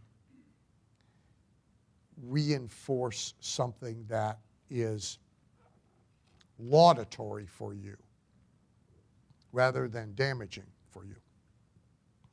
So all of mine is in the context of reinforcing autonomy. Right? It's all about, I get to do it the way I want to do it.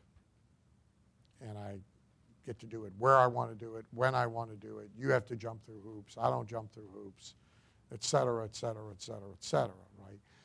Without that, then it looks so stunningly weird and unacceptable it's in the way. Does that make sense to you? Hiram Smith. Hiram Smith. Here we go. My question in terms of... and you're it, by the way. Thank you. My question in terms of the conspiracy sort of theory, and a lot of the marketing that I do is international marketing, and I use a lot of cultural marketing, meaning that there's specific cultures that have specific beliefs about health, education, and what have you. And so sometimes I build campaigns that tap into that, but I don't know exactly when to determine when enough is enough, that you haven't crossed a line. And I'm just curious, when you are, if you were to build a campaign. Well, so it's about 50 steps further than where you think it is. Okay. Now, message to market match is important. Right. So always given druthers, right, I am microing, okay, not macroing. Right. Okay? Win Trillions, I've had to macro.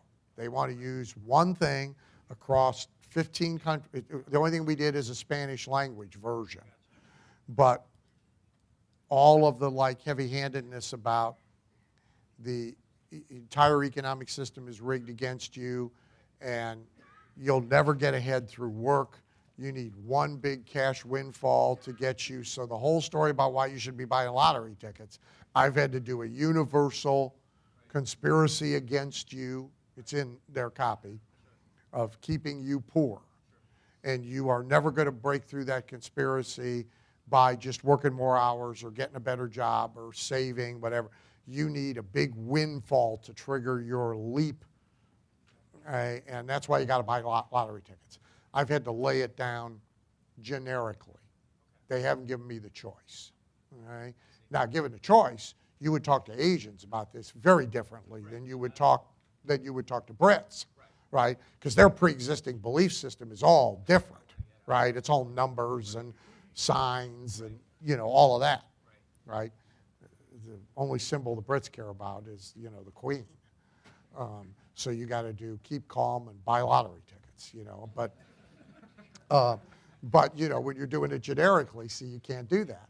And so when you have a choice, you always micro, okay? But some businesses can't or won't, or like at Proactive, okay? There's empirical evidence that if we talk to single and divorced parents, single parent households, we talk to them differently than we do to married parents. We get better results. Their guilt's much higher. It's much easier to poke them with guilt. But they're running a $500 million business. They make money throwing mud against the wall. They just want to throw mud against the wall. Okay, I get it, right? So as to how pushy, yeah, so Chris Cardell's here. He will tell you. We have this conversation about England all the time, right? And he's pretty much over it now. But we had it a lot of, they're not going to respond to this copy, you know.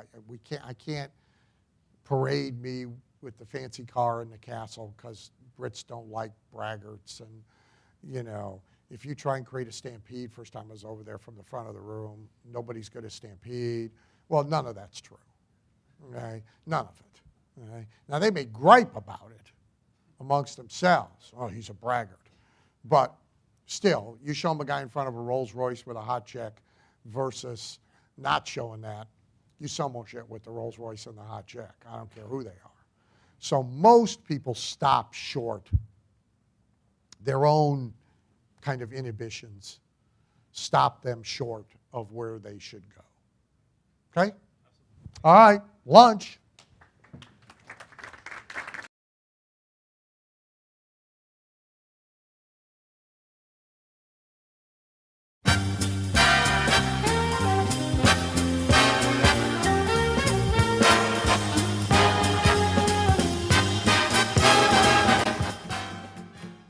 Hi, Dan Kennedy here for our final video. A week or so ago, I started talking with you about the danger of being distracted by the shiny object syndrome, of piling up tools, and even engaging in random acts of construction without architecture. I revealed a secret about wealth creation having to do with the real reason why money moves from one person to another, and how important it is to bring that fundamental principle to bear on your behalf, no matter what business you're in or what media you use. A few days later, I conducted an actual demonstration of gold key number 3. Although if you were paying very close attention, you also saw gold keys number 1, number 2, and number 4 demonstrated at the same time. You actually experienced the use of these gold keys while also hearing true-life examples of their practical applications. Here is the simple truth just about gold key number 3. Most people present themselves and their products or businesses to the market as near copycats and clones of everything else in their category. They know theirs is, quote, better, unquote, and think that should be evident to buyers. But there is nothing more harmful to influence or income than being lost in a crowd. That's why figuring out how to position yourself and your products differently and communicating in a more influential way is even by itself such a powerful game changer.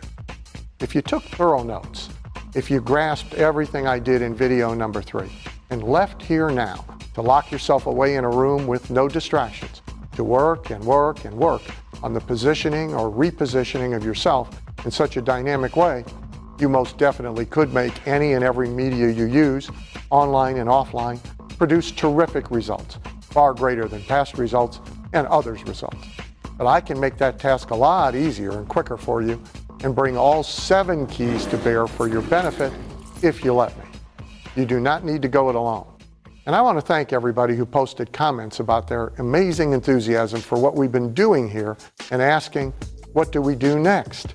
I'm going to use this video to talk about what's next. The time and date you see on the screen is very important. This is when I'm going to release, for the first time, a comprehensive wealth program, my Game Changer DNA system, featuring in-depth training, guidance, and implementation tools for the 7 influential communication and game-changer marketing strategies.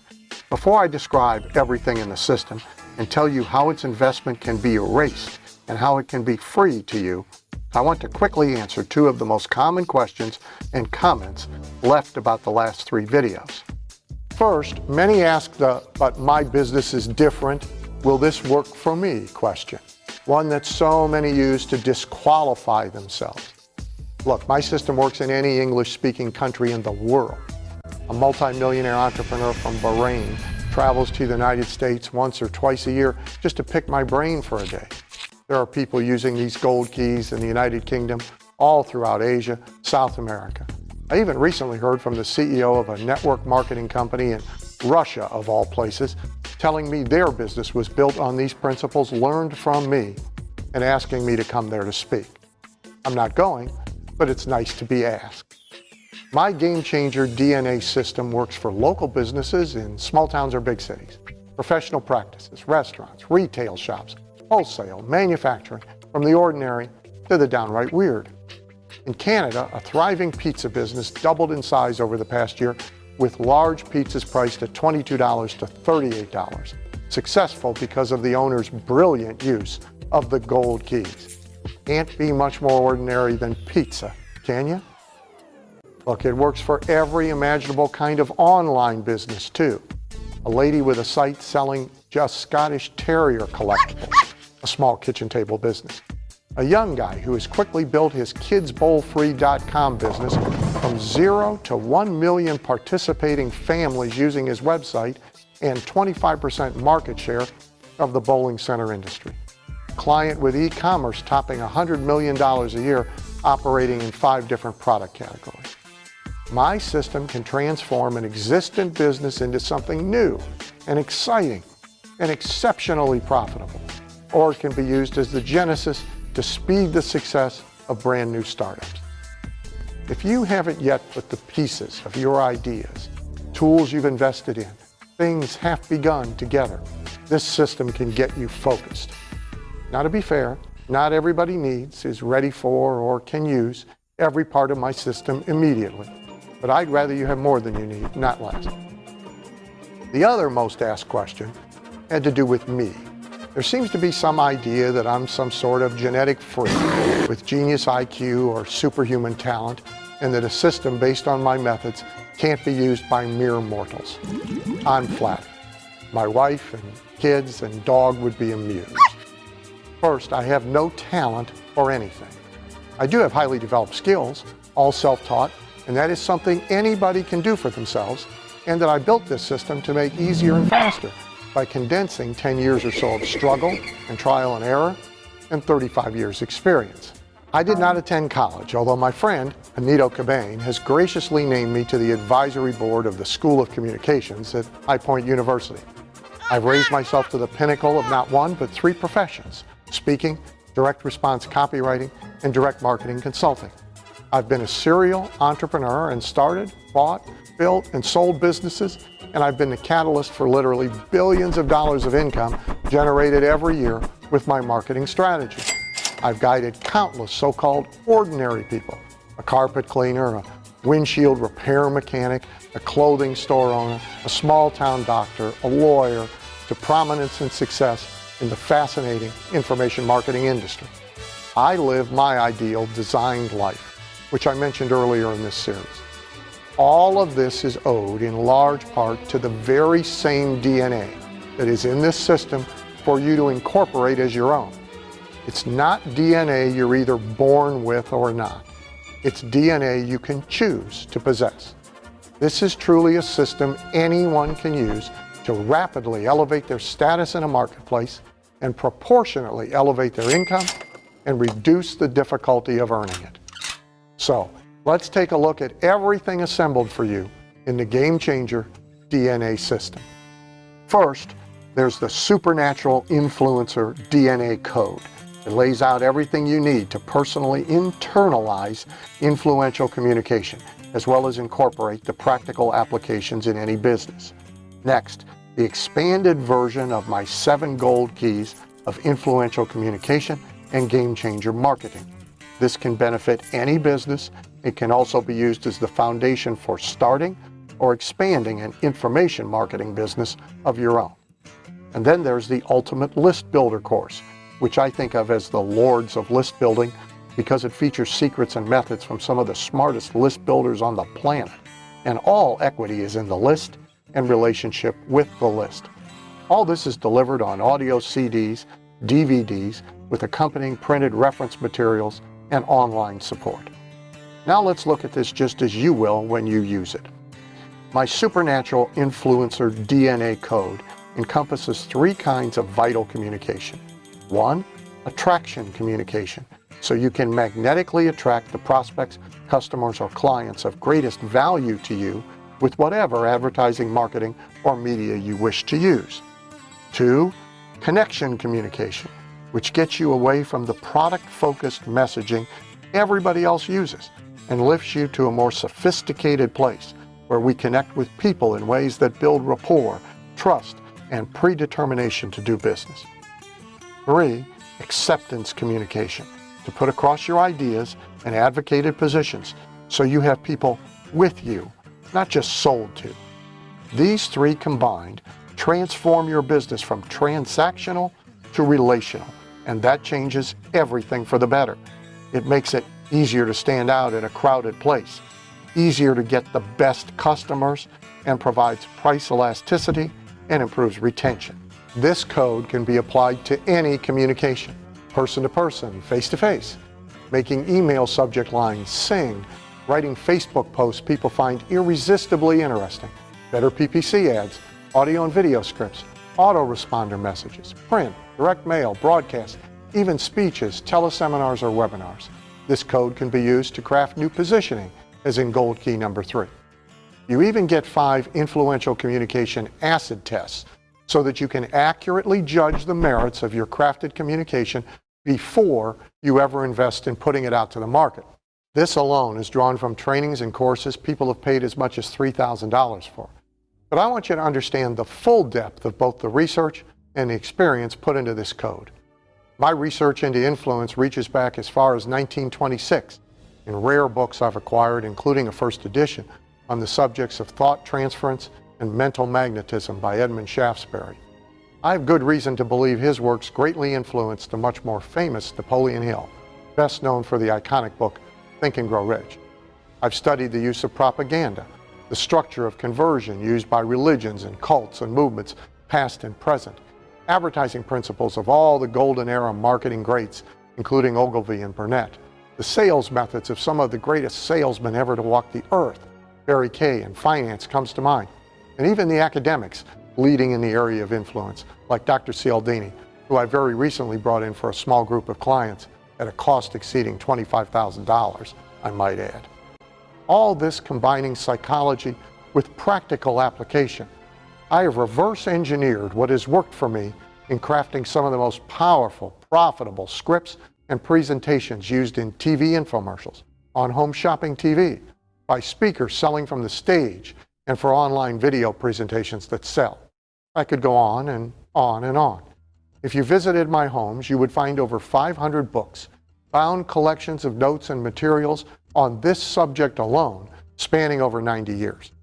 If you closely compared every client I've guided and coached to the launch or expansive development of huge incomes in hundreds of different fields, the common threads of the DNA drawn from all this study and work would reveal themselves.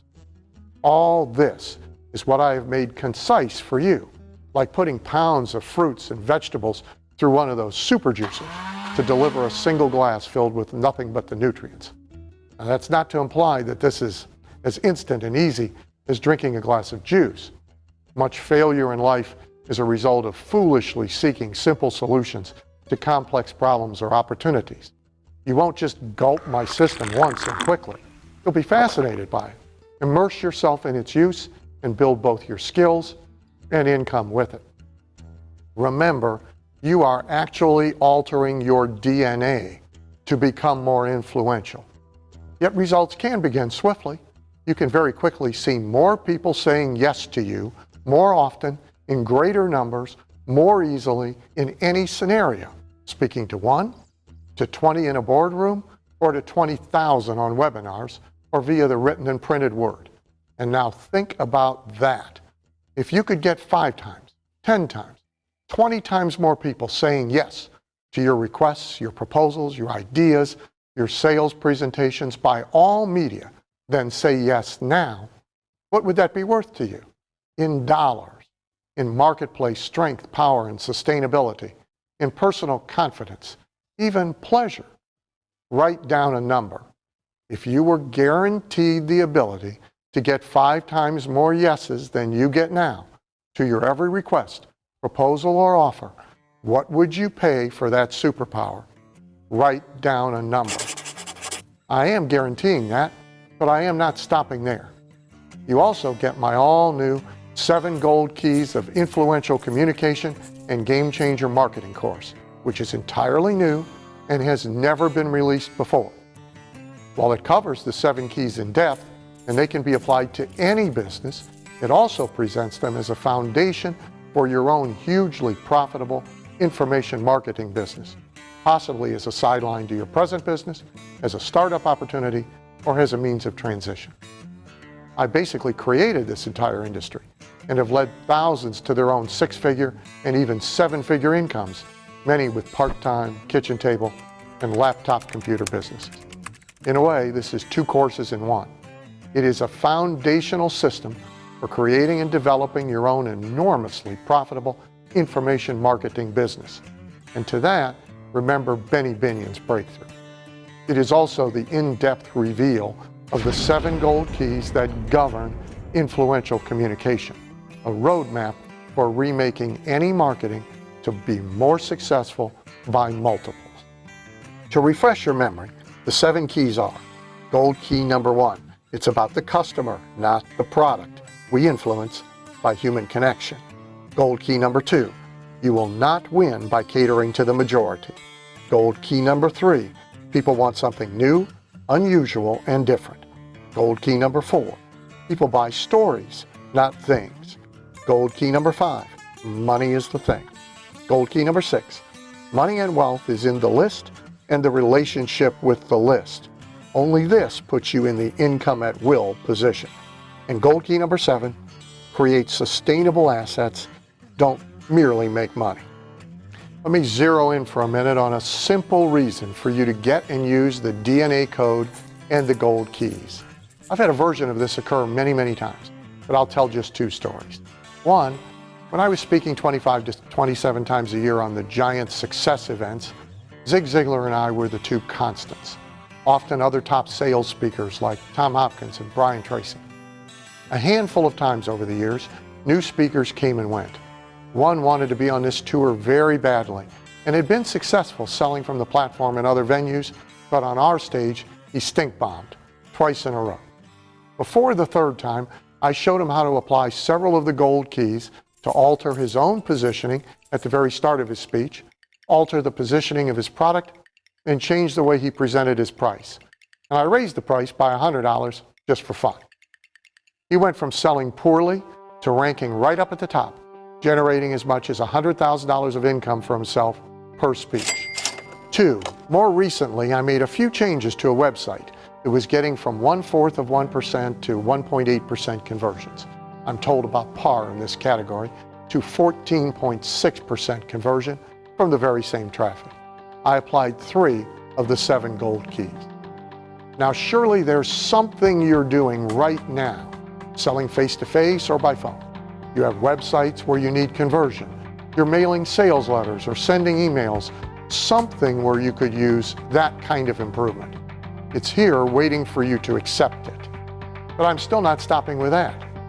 The last key on the list, number 7, leads right into the 3rd major piece of my system, provided only to people accepting my offer right now during this launch, the Lords of List Building course. Here's why I've included this. I do not want to just help you make a lot of one-and-done money. I want you to leverage influence into sustainable assets, and that requires becoming a master at and a maniac about list building. I also want you to enjoy the rare security of being in the income at will position, able to wake up any morning and decide you'd like a cash flow surge, being able to pull the trigger by nightfall and watching a tidal wave of money roll in the next day. That comes from list plus influence. What would that security be worth to you? Well, it's the only real security there is. A handful of years ago, when I went through divorce and roughly half the wealth accumulated from my life's work danced out the door, I said to myself, I shall send this bill to my lists. And I replaced it all in under 23 months. Happy ending. My third wife is my second wife, so I finally married rich too. Anyway, this course is also completely new.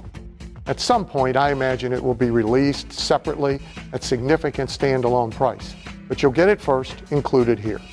You'll hear from me, of course, but also the bad boy of internet marketing, Frank Kern, a phenomenal builder of lists in 10 different markets, Ryan Deiss, and several others.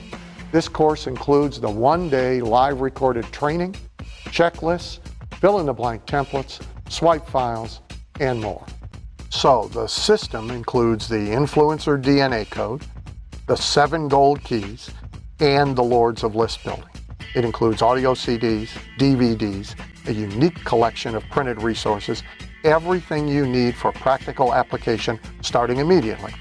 But do not think of this in terms of its media. Think of it correctly as unprecedented opportunity to have me transfer my secrets of influential communication to you.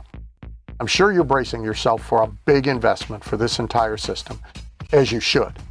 It represents the culmination of 35 years of my life's work, neatly organized into 3 modules that can definitely and dramatically boost the size and sustainability of your income.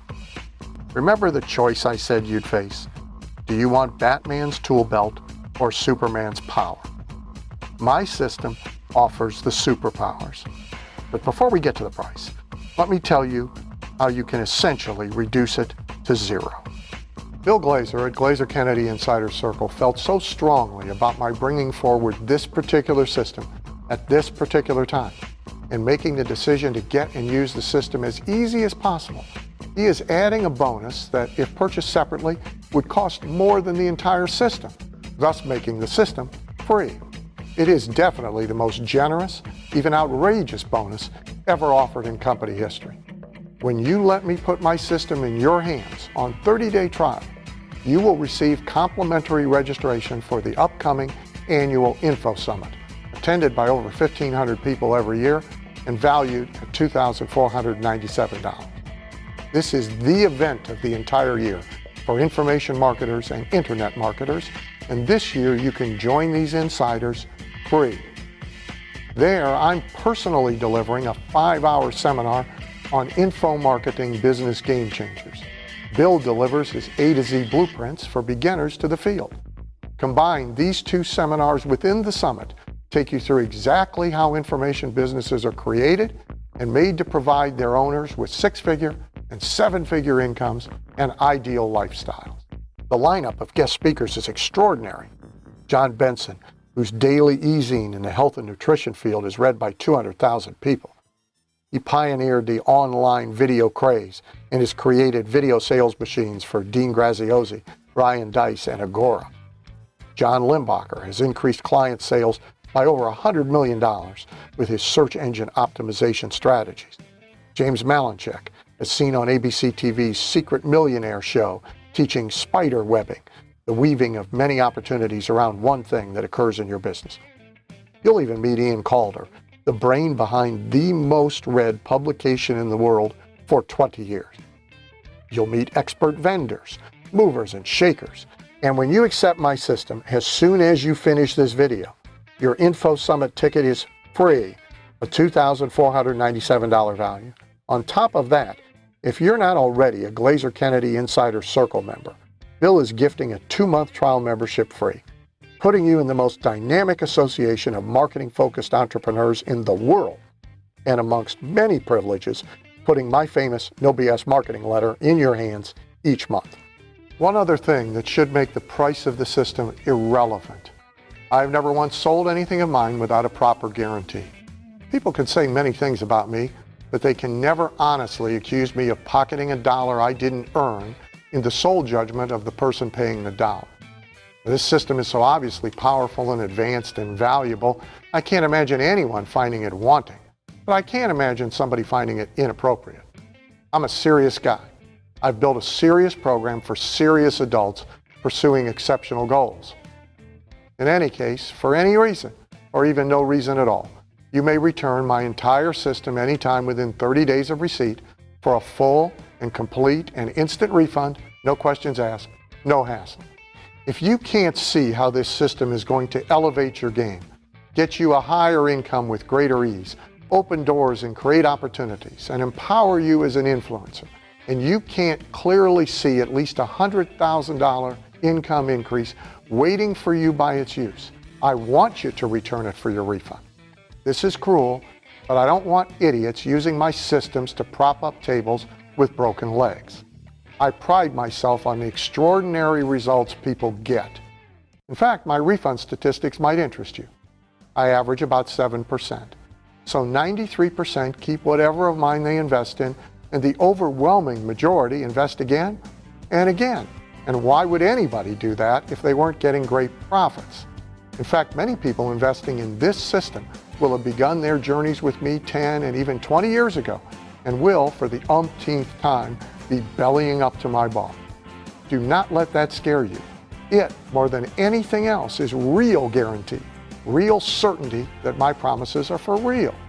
Of course, I cannot guarantee anybody any certain income or result, and the comments of the people in video number 3, or my own comments and examples, should not be taken either as typical or average results or as representation of your results. Your results are yours, and your responsibility alone. But your absolute satisfaction and decision to keep and use this system for months and years to come is guaranteed. So to be crystal clear on this, nothing in these videos should be taken as representation of potential income. Finally, let me remind you, this is not a box of gimmicks or tricks that are hot today and obsolete tomorrow. This is not some mountain of hype that winds up leaving you asking, where's the beef? This is a system built on utterly dependable, reliable, practical strategies and sophisticated psychological techniques. It is rock solid, which is why it can be unconditionally guaranteed. Now, there are 2 ways to accept my system. Everything comes to you immediately, but you may take care of payment over 6 months in equal installments of just $397 per month.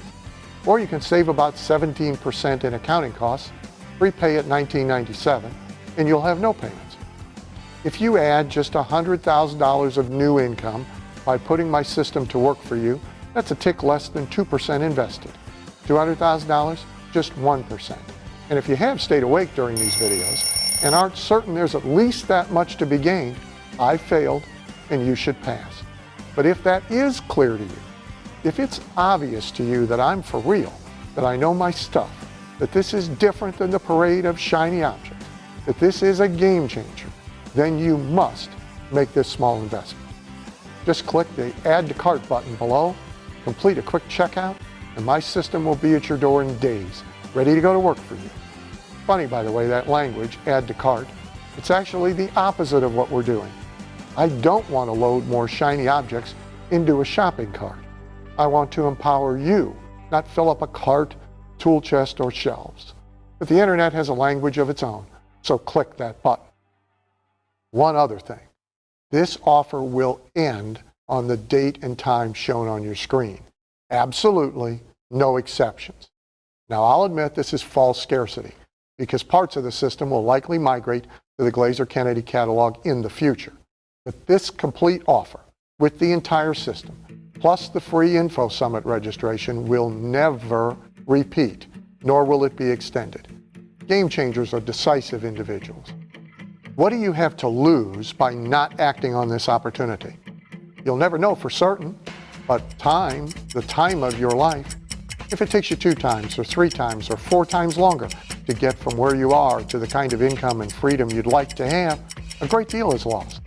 The average wealthy entrepreneur achieves secure wealth and great freedom at or after age 60, after at least 20 years of struggle and another 20 years of intense productive work.